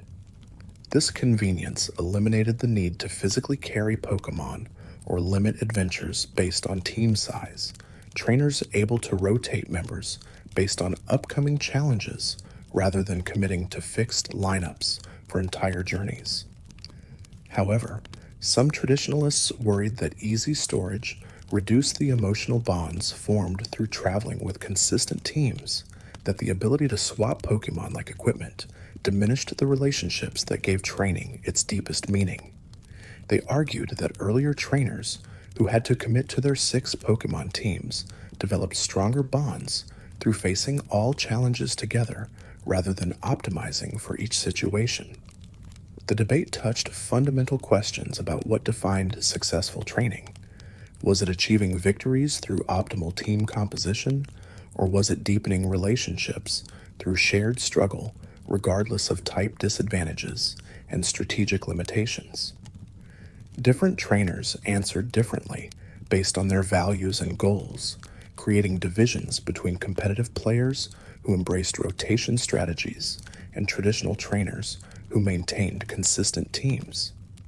Neither approach was inherently superior, but they reflected different philosophies about what mattered most in the training journey. Virtual reality training simulations allowed trainers to practice against AI opponents that mimicked champion-level strategies without risking their Pokémon in potentially harmful matches. These simulations helped beginning trainers develop fundamentals before facing real opponents, while providing veterans with opportunities to test unconventional strategies without revealing their hands to rivals. The technology's limitations prevented it from fully replacing actual battles, as simulations couldn't capture the unpredictability and emotional intensity of genuine competition. Global positioning systems, combined with Pokémon tracking, created applications that notified trainers when rare species appeared nearby, transforming how people encountered wild Pokémon. Instead of wandering randomly, hoping for rare spawns, trainers could systematically hunt specific species. This efficiency came at the cost of serendipity and spontaneous discovery that characterized earlier exploration, creating debate about whether optimized hunting enriched or diminished the training experience. Social media enabled trainers to share experiences, strategies, and discoveries instantly with global audiences. Successful trainers built followings numbering in millions, their influence extending beyond Pokémon into broader culture. This connectivity fostered communities, but also created pressure to present curated personas that might not reflect authentic experiences. The comparison between personal journeys and idealized social media portrayals sometimes discouraged trainers who felt their accomplishments paled beside online celebrities. Another quiet detail appears when we look closer at how medical understanding of Pokémon physiology advanced through systematic research. Early healers relied on traditional remedies and trial and error, lacking frameworks for understanding why certain treatments worked. The development of Pokémon centers with standardized healing equipment and trained nurse practitioners revolutionized healthcare, reducing recovery times and improving survival rates for seriously injured Pokémon. Pokerus discovery changed training strategies by providing a mysterious virus that doubled EV gain without apparent negative effects. Researchers struggled to explain why this beneficial illness existed and how it spread through casual contact before vanishing after a few days. Trainers who recognized Pokerus symptoms preserved infected Pokémon in storage to maintain the virus indefinitely, using them to spread infection to teams that would benefit from enhanced training. Vitamin supplements and protein powders allowed trainers to boost specific stats beyond what natural training achieved, creating shortcuts that compressed months of work into days. The ethics of using these items sparked debates, with some arguing they represented cheating, while others maintained that efficient training freed time for developing strategy and teamwork. Most competitive scenes permitted vitamins within limits to prevent pay-to-win scenarios where wealthier trainers gained insurmountable advantages. Ability capsules and ability patches provided ways to change Pokémon abilities after capture, opening strategic possibilities that natural abilities foreclosed. A Pokémon with a suboptimal ability could be modified to access hidden abilities or swap between standard options. These items' extreme rarity and cost limited widespread use, though dedicated trainers saved for months to perfect their team compositions. Nature modification became possible through mints, items that altered stat growth patterns without changing the Pokemon's fundamental personality. This technology separated mechanical optimization from character, allowing trainers to pursue competitive viability without sacrificing Pokemon they'd bonded with due to suboptimal natures. The development represented a compromise between competitive necessity and emotional attachment.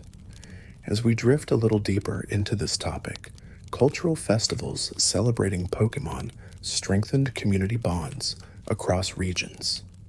Johto's Bellchime Festival honored the legendary beasts, with fireworks and ceremonies at the burned tower. Participants released floating lanterns carrying wishes for prosperity and peace, the lights drifting skyward like ascending spirits. The festival attracted visitors from across regions, creating economic opportunities while preserving traditions that might otherwise fade. Hoenn's Meteor Festival commemorated Rayquaza's defense against the meteoroid, with meteor shower viewing parties and reenactments of the Draconid legends. Children received dragon-shaped kites that filled the skies during daylight celebrations. Elder Draconids performed ancient songs in their original language, maintaining linguistic heritage even as everyday speech adopted modern conventions. The festival reminded attendees that modern comfort rested on foundations of sacrifice and courage from previous generations. Kalos's Parfum Palace hosted annual garden competitions where trainers showcased their most beautiful Pokémon amid world-class flowers and topiaries. Judges evaluated not just Pokémon appearance, but how well they complemented their surroundings, creating living artwork that lasted only for the festival weekend. Winners gained recognition in Kalosian high society, with some leveraging fame into careers as coordinators or performers. Galar's Champion Cup represented the year's climax, a tournament where top trainers competed for the championship while millions watched broadcasts. The event transcended sport, becoming cultural touchstone where fashion, music, and technology intersected with competitive battling. Companies launched products timed to the cup, capitalizing on attention focused on trainers who might endorse their brands. The event's commercial success funded infrastructure improvements and youth programs throughout Galar. Alola's Manalo Festival celebrated successful trial-goers becoming champions through multi-day festivities featuring traditional dances, modern concerts, and beach parties where formal and casual culture mixed freely. The kahunas blessed new champions in ancient ceremonies before releasing them to enjoy contemporary celebrations. This blend of tradition and innovation characterized Alolan culture's approach to honoring the past while embracing the future. Another quiet detail appears when we look closer at how myths and legends influenced modern culture beyond direct religious or spiritual contexts. Legendary Pokémon appeared on currency, in architecture, and as symbols of regional identity that carried meaning even for non-believers. Statues of Reshiram and Zekrom flanked Unovan government buildings, representing the balance between truth and ideals in democratic society. Whether citizens believed in the dragon's actual existence mattered less than the values they symbolized. Stories of heroism involving legendary Pokémon inspired art, literature, and entertainment that shaped cultural values across generations. Children grew up hearing tales of trainers who befriended Suicune or riders who soared with Latios, these narratives establishing ideals about courage, kindness, and perseverance. The story's fantastical elements didn't diminish their impact on character formation and moral development. Legendary Pokemon sightings sparked pilgrimages to locations where encounters allegedly occurred, creating tourism economies around sacred sites. Enterprising locals offered guided tours, authentic regional crafts, and storytelling experiences that commodified legend while preserving cultural knowledge. The commercialization troubled purists who felt private motives corrupted spiritual significance, though others argued that economic incentives ensured preservation when government funding proved insufficient. Archaeological discoveries occasionally validated legendary accounts previously dismissed as pure mythology, forcing recalibrations of historical understanding.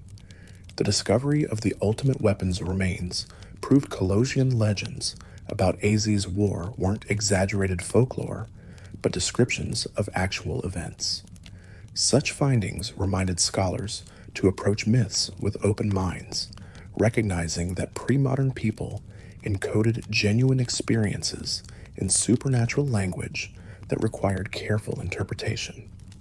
As we drift a little deeper into this topic, educational systems increasingly incorporated Pokemon studies into curricula, recognizing that future prosperity required populations literate in Pokemon biology, behavior, and partnership principles.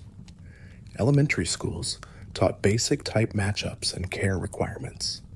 Secondary institutions offered specialized tracks in battling, breeding, coordinating, or research.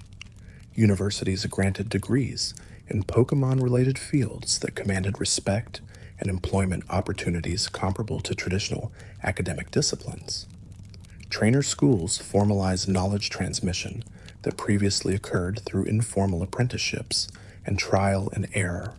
Students learned battle theory, type matchups, status condition management, and team-building principles before venturing into the world. Graduates entered training careers with foundational knowledge their predecessors lacked, though some argued that classroom learning couldn't replace the character development that came from struggling through early defeats and gradually improving through experience. Research institutions studied Pokemon from scientific perspectives, seeking to understand the mechanisms behind abilities, the genetics of evolution, and the ecological relationships between species. This research produced practical applications in medicine, agriculture, and technology, while advancing theoretical knowledge about how Pokemon-based biology differed from traditional organic chemistry and physics. Some findings challenged existing paradigms, suggesting that Pokemon operated according to principles science hadn't yet discovered. Ranger schools trained specialists in capture styling, environmental protection, and crisis response. The curriculum emphasized different skills than traditional trainer schools, focusing on temporary partnerships, conflict de-escalation, and ecological awareness rather than competitive battling. Rangers who graduated from these programs formed elite forces that handled situations where standard trainers lacked appropriate skills or authority.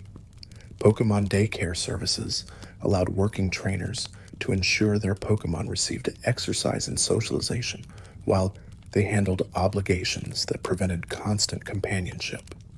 Quality daycares offered enrichment activities, battle practice against other clients' Pokemon, and even breeding services for trainers seeking offspring from their partners. The industry's growth reflected increasingly busy lifestyles that made traditional full-time training difficult for many adults with careers and families. Another quiet detail appears when we look closer at how criminal organizations evolved alongside legitimate society, adapting to law enforcement countermeasures and technological changes. Team Rocket's transformation from street gang to multinational crime syndicate demonstrated how criminal enterprises could achieve corporate-level sophistication. Their operations spanned multiple regions, diversifying into Pokémon trafficking, technological theft, and protection rackets. Defeating Team Rocket required coordinated international effort and years of investigation to dismantle their networks. Team Galactic's ideological extremism made them particularly dangerous, as their leader genuinely believed destroying the current universe to create a perfect replacement justified any atrocity. Such absolutist thinking precluded negotiation or redemption, requiring defeat through force when their plans reached critical stages. The organization's collapse following their leader's disappearance into the distortion world left traumatized members seeking purpose after their worldview shattered. Team Plasma's split into genuine reformers and cynical exploiters created complex situations where law enforcement had to distinguish between members pursuing legitimate Pokémon welfare and those using liberation rhetoric as cover for criminal activity. The reformers eventually assisted in taking down the extremist faction, demonstrating that even organizations founded on lies could produce sincere believers who deserved the second chances when they recognized they'd been manipulated.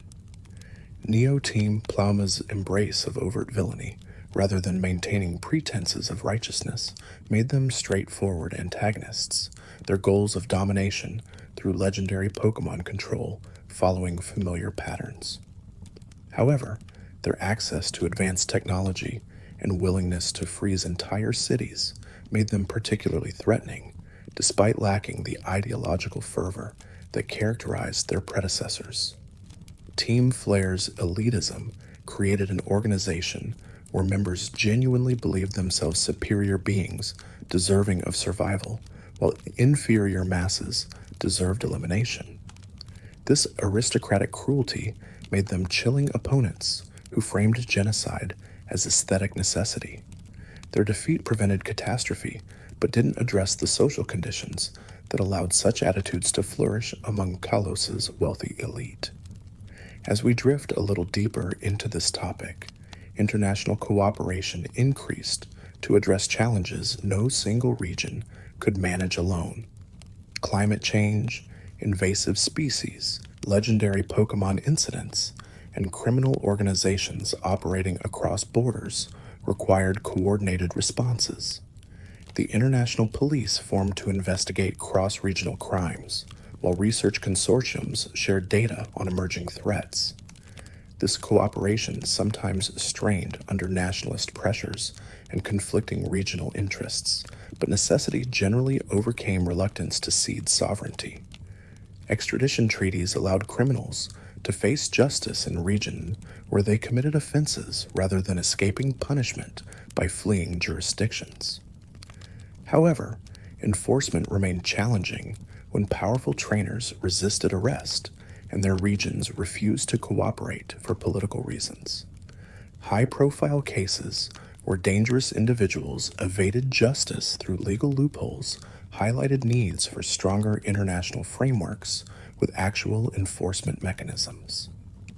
Environmental agreements attempted to establish protected zones and limits on pollution that affected multiple regions through shared waterways and atmospheric circulation. Industrial regions sometimes resisted restrictions they viewed as economically damaging, creating tensions with more conservation-focused neighbors. Finding balances between development and preservation challenged diplomats who mediated between competing legitimate interests.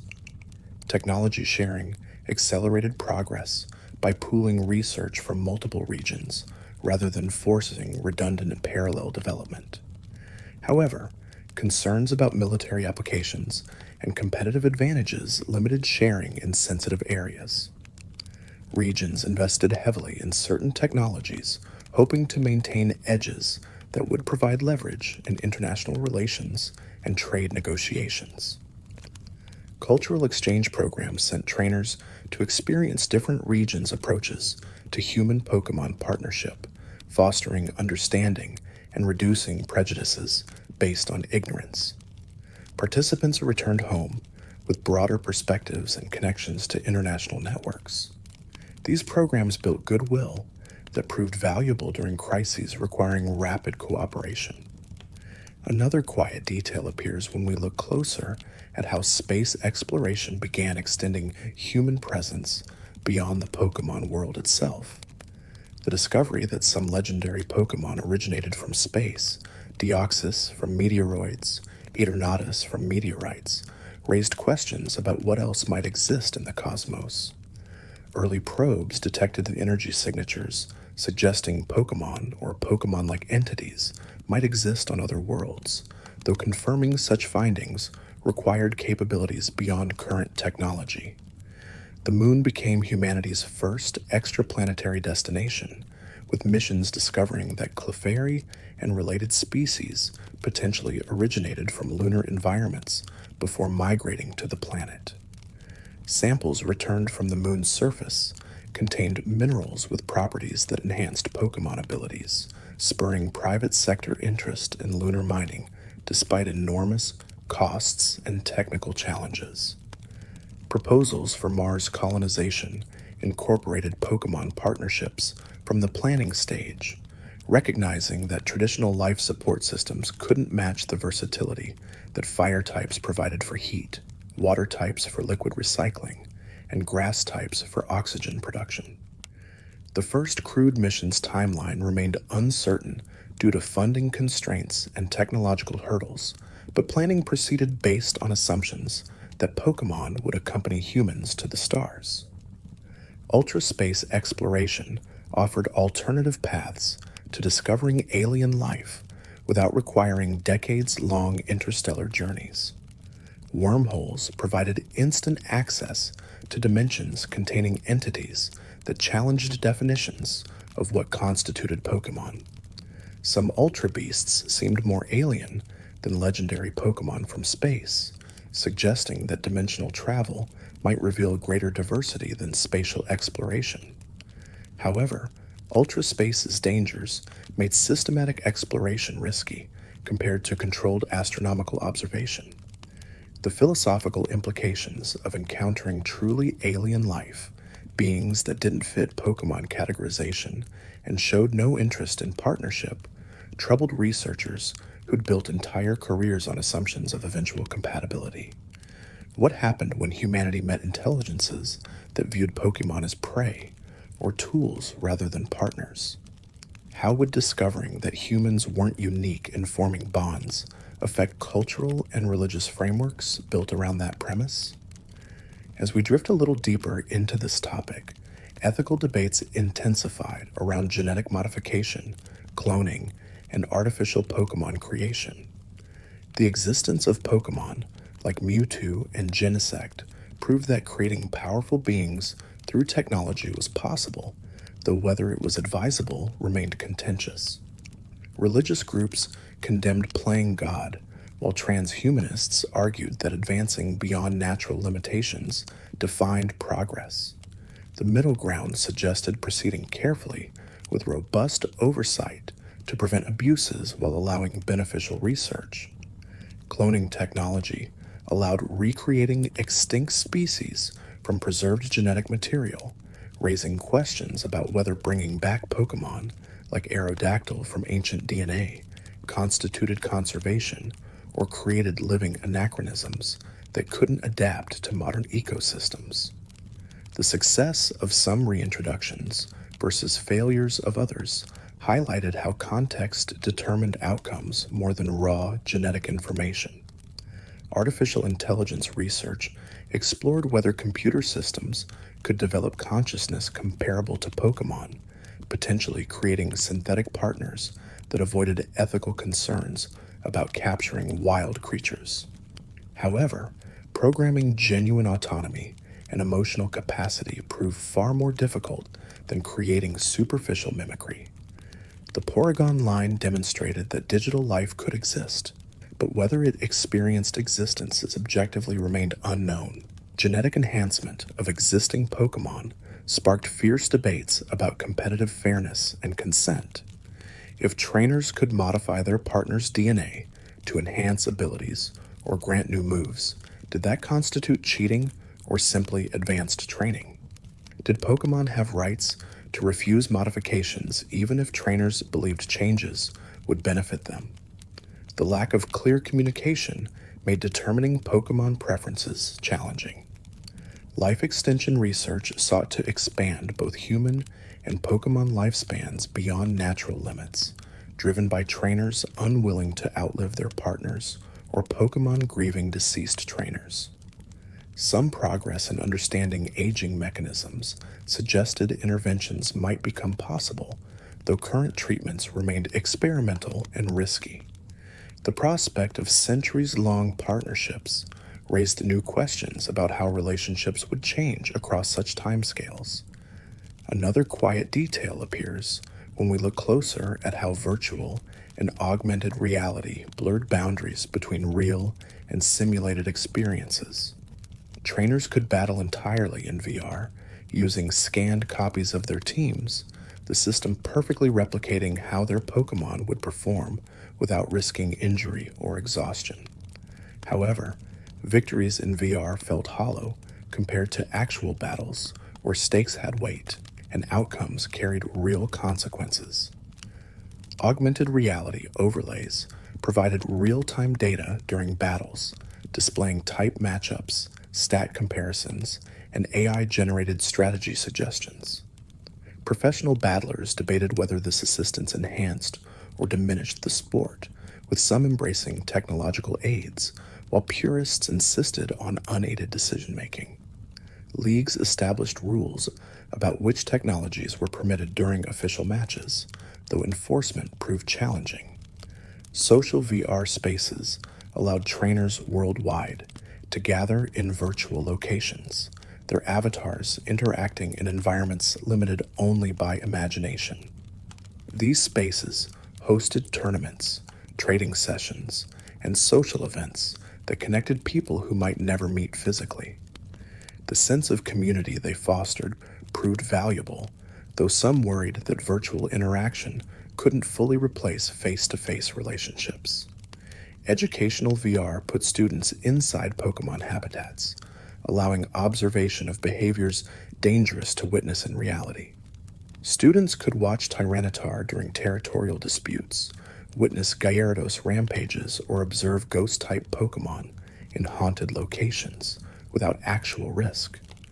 This immersive learning produced better retention than textbooks while satisfying curiosity that might otherwise lead to dangerous real-world encounters.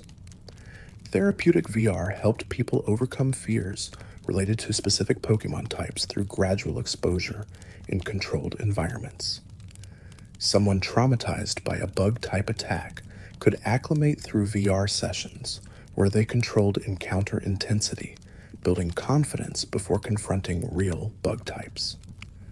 Success rates for these treatments exceeded traditional therapy, though some patients became dependent on VR rather than transferring improvements to reality.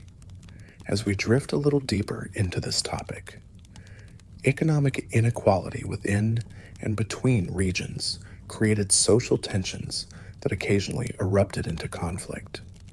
Wealthy trainers accessed resources that determined competitive success, premium breeding stock, rare items, professional coaching, while poor trainers struggled to afford basic supplies. This stratification meant talent alone didn't guarantee success, creating resentment and disillusionment among those who lacked financial advantages. Regional disparities saw wealthy nations enjoying advanced infrastructure and services, while poorer regions lacked basic Pokemon Center coverage or reliable Pokeball supplies. International aid programs attempted to address these gaps, but corruption and inefficiency limited effectiveness.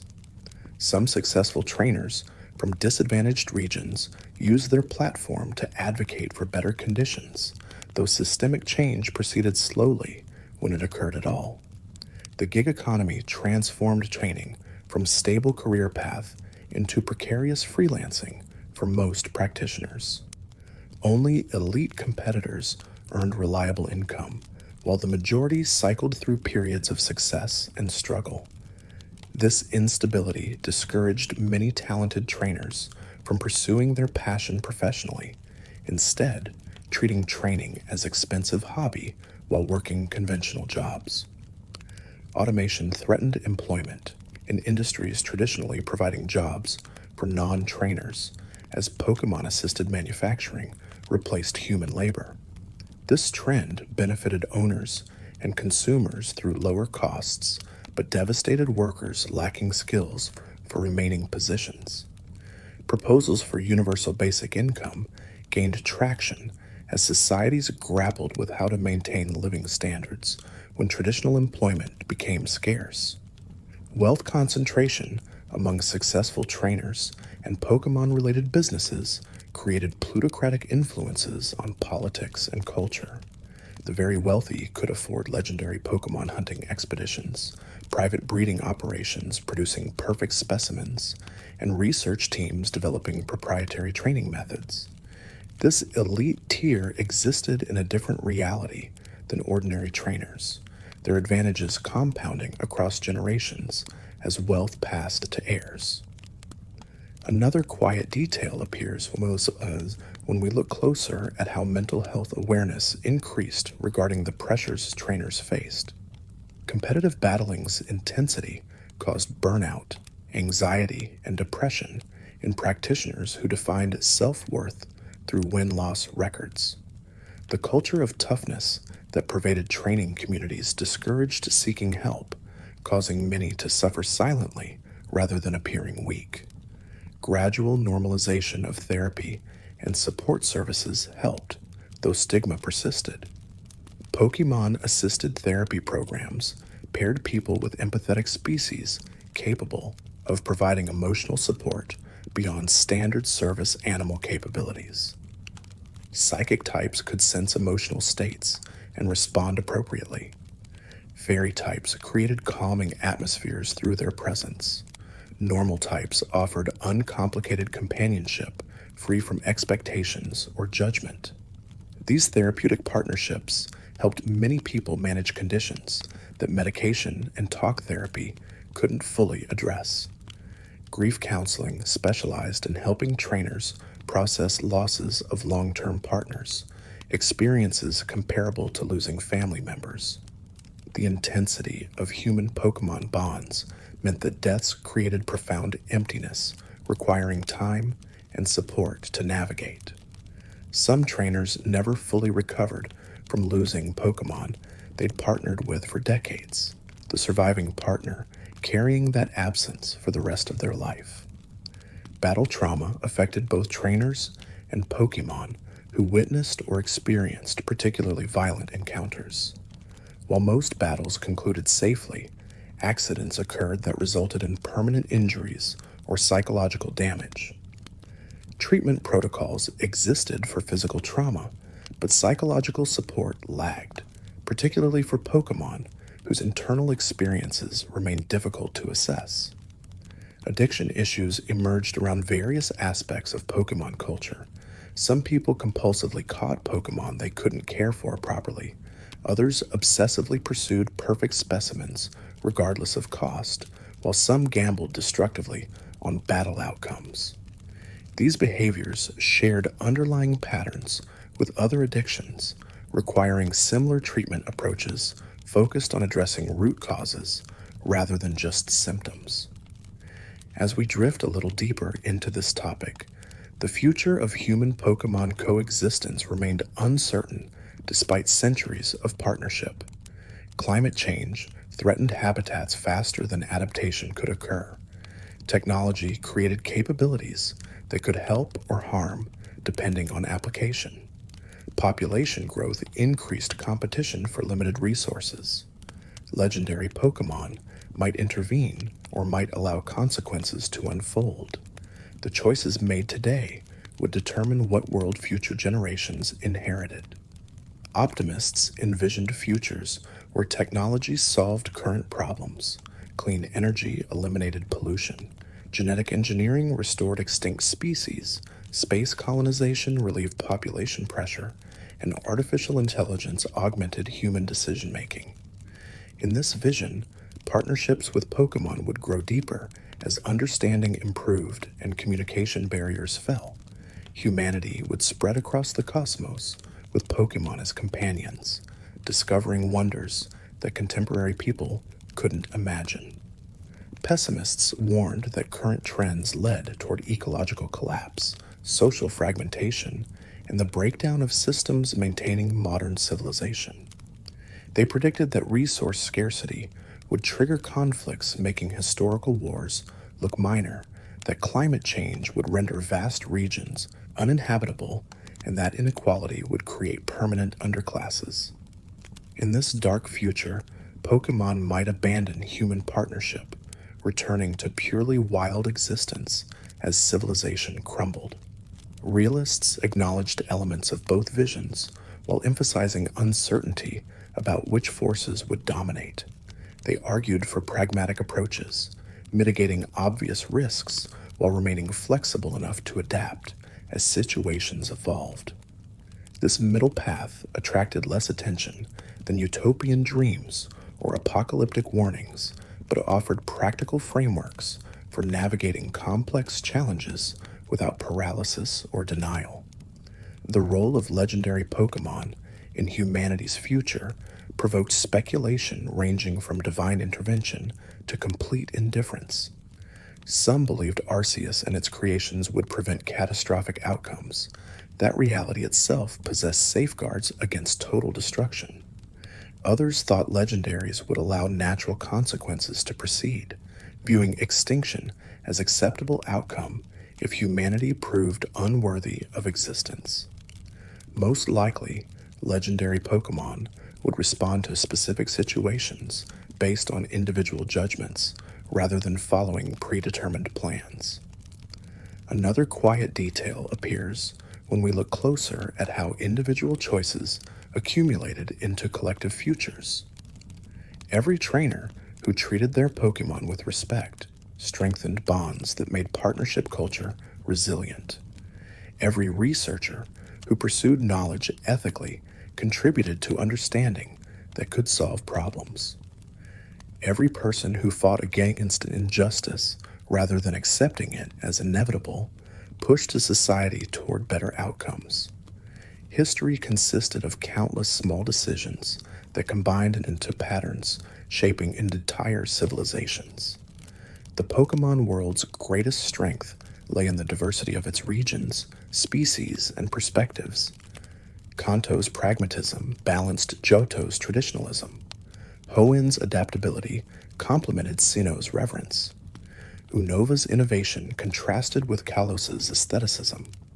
Galar's spectacle differed from Alola's harmony. Paldea's exploration urged stepping beyond familiar comfort. This variety created resilience. When one approach failed, others offered alternatives. Monocultures collapsed when conditions shifted, but diverse ecosystems adapted and persisted. The future would emerge from tensions between competing values and interests, progress versus preservation, individual freedom versus collective welfare, innovation versus tradition, ambition versus contentment. No perfect resolution existed that satisfied all parties completely. The process of negotiating these tensions, of finding compromises that preserved core principles while accommodating others' legitimate concerns, defined the essence of civilization itself. Pokémon served as bridges between these opposing forces, their presence in nearly every aspect of life, creating common ground for people who disagreed about everything else. A Kanto industrialist and a Johto shrine keeper might battle each other politically, but they both cherished their partners and wanted Pokémon to thrive. This shared foundation made communication possible even across vast ideological distances.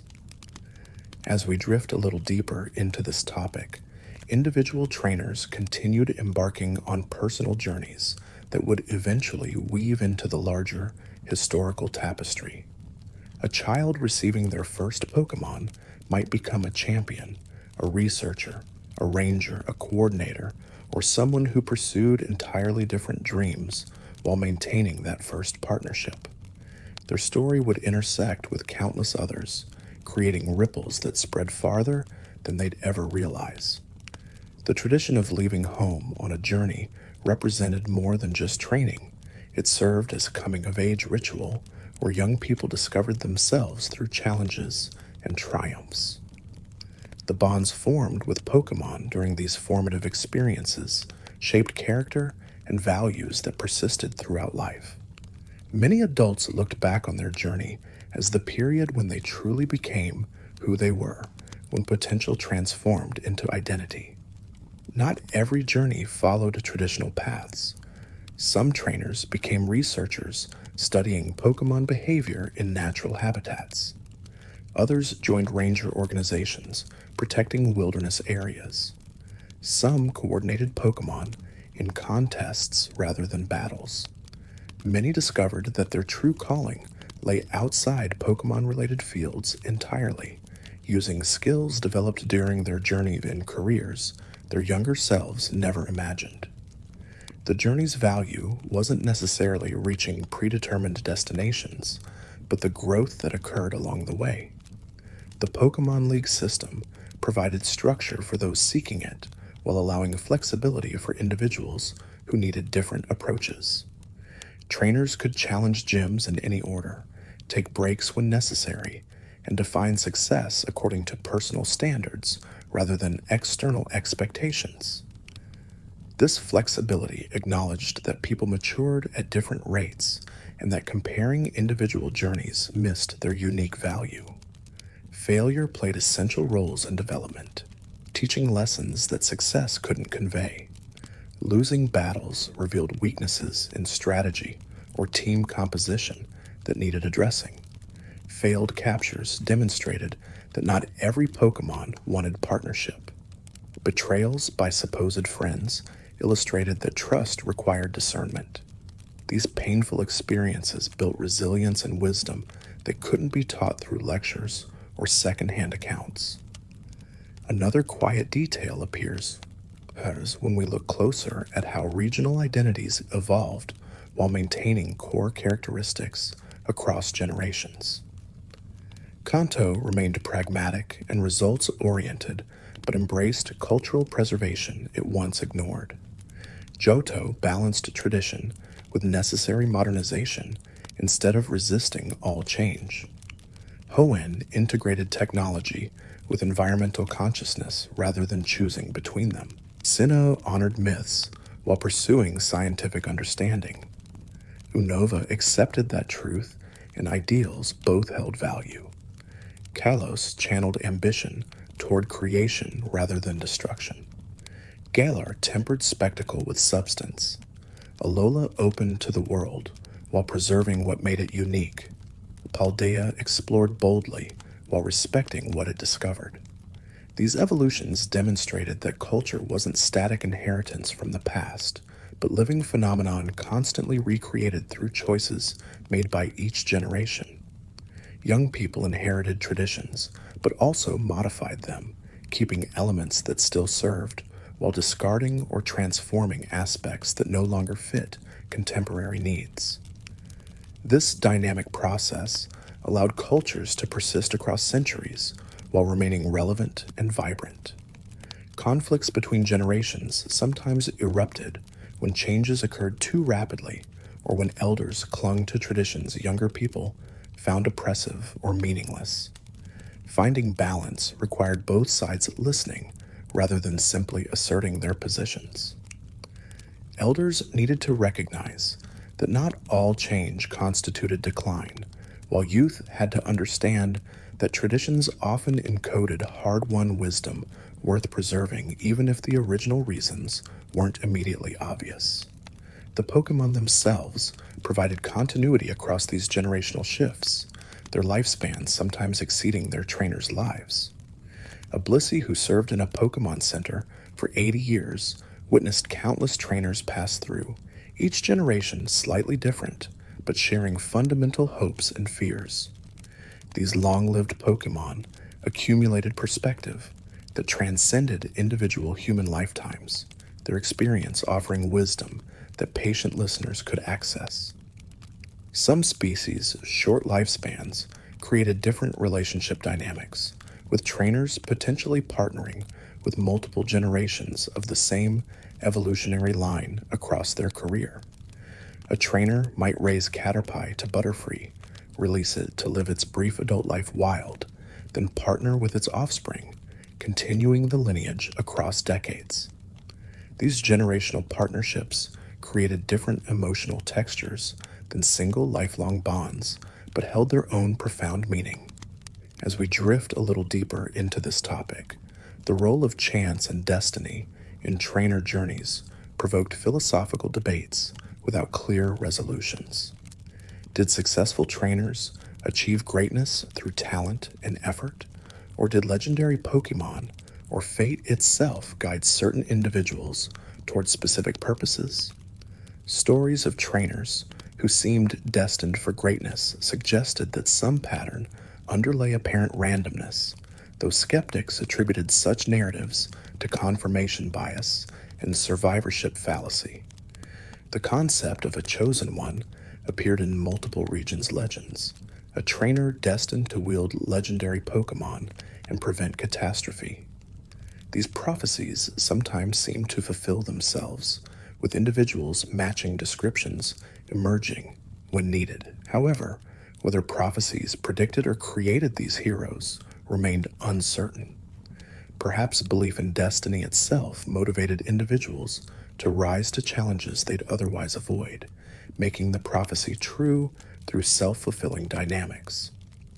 Free will versus determinism concerned philosophers examining whether trainers genuinely chose their paths or simply followed courses set by prior causes beyond their control.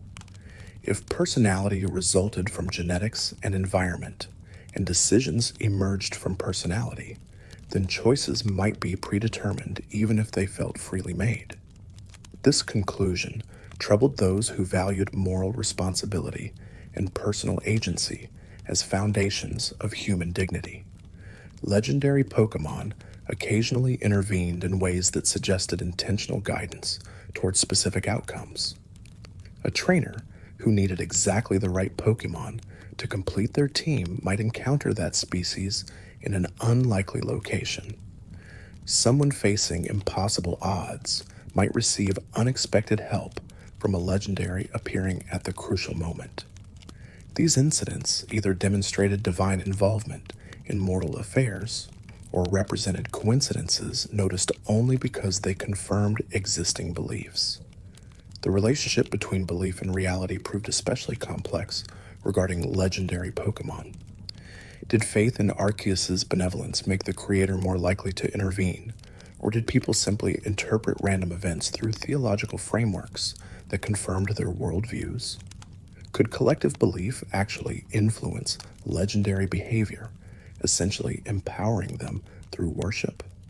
Or did legendaries exist entirely independent of human opinions, acting according to their own inscrutable priorities?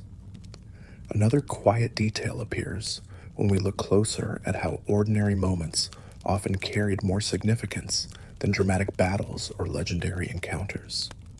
A quiet evening around a campfire with trusted Pokémon companions, sharing food and conversation without agenda or urgency.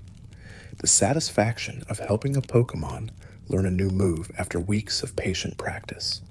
Watching a Pokémon's personality emerge as partnership deepened beyond initial acquaintance. These simple experiences built the foundation that made extraordinary achievements possible when opportunities arose. The journey's value resided in accumulated moments rather than highlight reels. Most days involved routine travel, minor battles against wild Pokémon, and basic camp maintenance rather than gym challenges or legendary encounters. Yet these ordinary days taught skills and built character just as effectively as dramatic events. Learning to start fires in rain, to navigate without landmarks, to ration supplies when towns proved farther than expected, These mundane challenges developed competence and confidence that served trainers throughout their lives. Relationships between trainers deepened through shared struggle more than comfortable circumstances.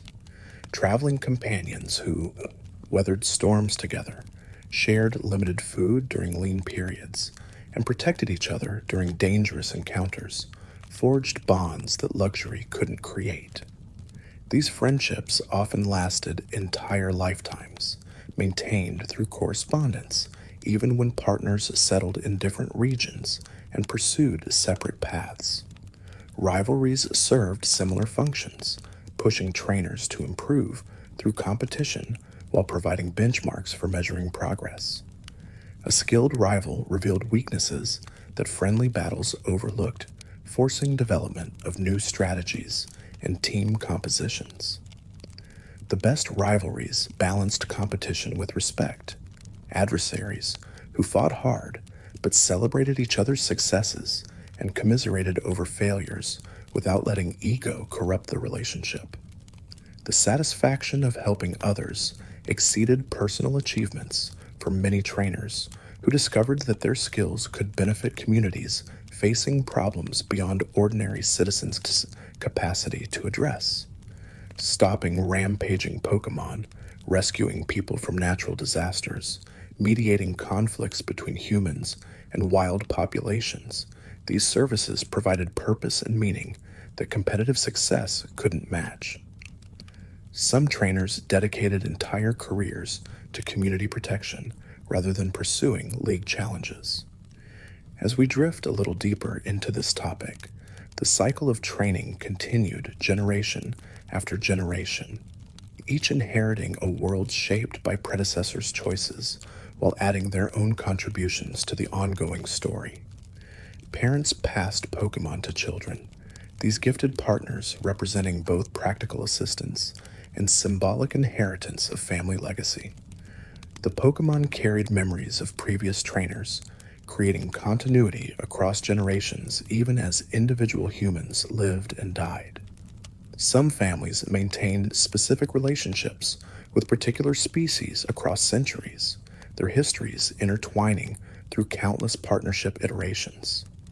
A family might trace its association with Arcanine back 10 generations, each family member raising at least one and passing the tradition forward. These lineages created living connections to ancestors and cultural heritage that documentation alone couldn't preserve. Regional stereotypes persisted despite increasing integration and migration. Kanto trainers had reputations for pragmatism and focus on results. Johto trainers supposedly emphasized tradition and spiritual dimensions of partnership. Hoenn trainers were considered adaptable and comfortable with water. Sinnoh trainers earned respect for challenging themselves against harsh environments. Unova trainers seemed cosmopolitan and comfortable with diversity. Kalos trainers valued aesthetics and sophistication. Galar trainers brought showmanship and competitive fire. Alola trainers approached battling more casually but took relationships seriously. Paldea trainers embraced exploration and independence. These stereotypes contained grains of truth while failing to capture individual variation. Plenty of focused Johto trainers ignored spiritual aspects entirely, while some Kanto trainers dedicated themselves to traditional practices, using regional origin as a complete predictor of personality or approach proved as flawed as any other generalization. Yet the patterns persisted because they reflected real cultural tendencies, even if exceptions abounded. The mixing of regional cultures through migration and communication technologies gradually eroded these distinct identities, creating more cosmopolitan population that identified primarily as Pokémon trainers rather than specifically Cantonian or Alolan. This homogenization concerned cultural preservationists who feared that unique regional characteristics would disappear into bland global monoculture. Others celebrated increasing tolerance and reduced tribalism that resulted from breaking down parochial identities. Another quiet detail appears when we look closer at how the simple act of walking through natural areas with Pokemon companions provided experiences increasingly rare in urban-dominated societies. Forests revealed rhythms of life that cities obscured, seasonal changes marked by flowering trees and migrating species, weather patterns visible in cloud formations and wind directions, ecosystems functioning through countless interactions between plants, Pokemon, and environment. These observations grounded trainers in realities larger than human concerns. Night skies, away from light pollution, revealed stars that urban residents rarely saw, reminding viewers of cosmic scales where human dramas barely registered. Looking up at the same stars, ancient draconids created connections across millennia, the heavens unchanging while civilizations rose and fell below. This perspective helped contextualize current problems as temporary challenges within much longer narratives. Wild Pokemon exhibited behaviors that captive-raised individuals never displayed, their survival strategies and social structures operating according to patterns refined across evolutionary time. Watching Pokemon in natural habitats taught lessons about adaptation, cooperation, competition, and resilience that formal education struggled to convey. Trainers who spent significant time observing wild Pokemon developed deeper understanding of their species than those who only encountered them through capture and training. The development of naturalist skills, identifying species by tracks, calls, or signs, predicting behavior based on environmental conditions, moving through terrain without disturbing delicate ecosystems, enriched the training experience beyond battling. These capabilities connected trainers to the natural world in ways that casual tourists never accessed, creating appreciation for wilderness that motivated conservation efforts. Some trainers eventually settled into permanent homes, but maintained exploration spirit through local adventures and mentoring new generations. Others traveled continuously their entire lives, never establishing fixed residences, but creating communities wherever they stopped temporarily. Neither approach was superior. Both offered valid ways of engaging with the world and maintaining connection to the training lifestyle's essence. As the region's histories converge towards the present moment, the accumulated weight of all these stories, choices, and partnerships creates the world as it currently exists. Every shrine tells of ancient reverence. Every gym represents countless challenges accepted and met. Every route bears footprints from millions of trainers who walked those paths seeking growth and understanding. The Pokemon world isn't just the sum of its regions and species, but the relationships and experiences that give those elements meaning. The future remains unwritten, its shape dependent on choices made by current and future generations of trainers. Will humanity deepen its partnership with Pokemon or drift towards seeing them primarily as resources to exploit?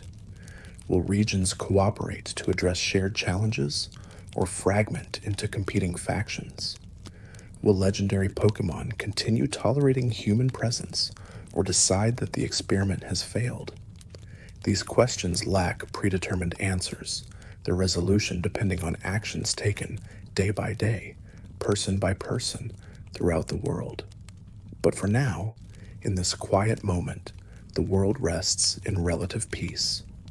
Trainers sleep in Pokemon centers across every region, their partners resting in Pokeballs or curled beside them.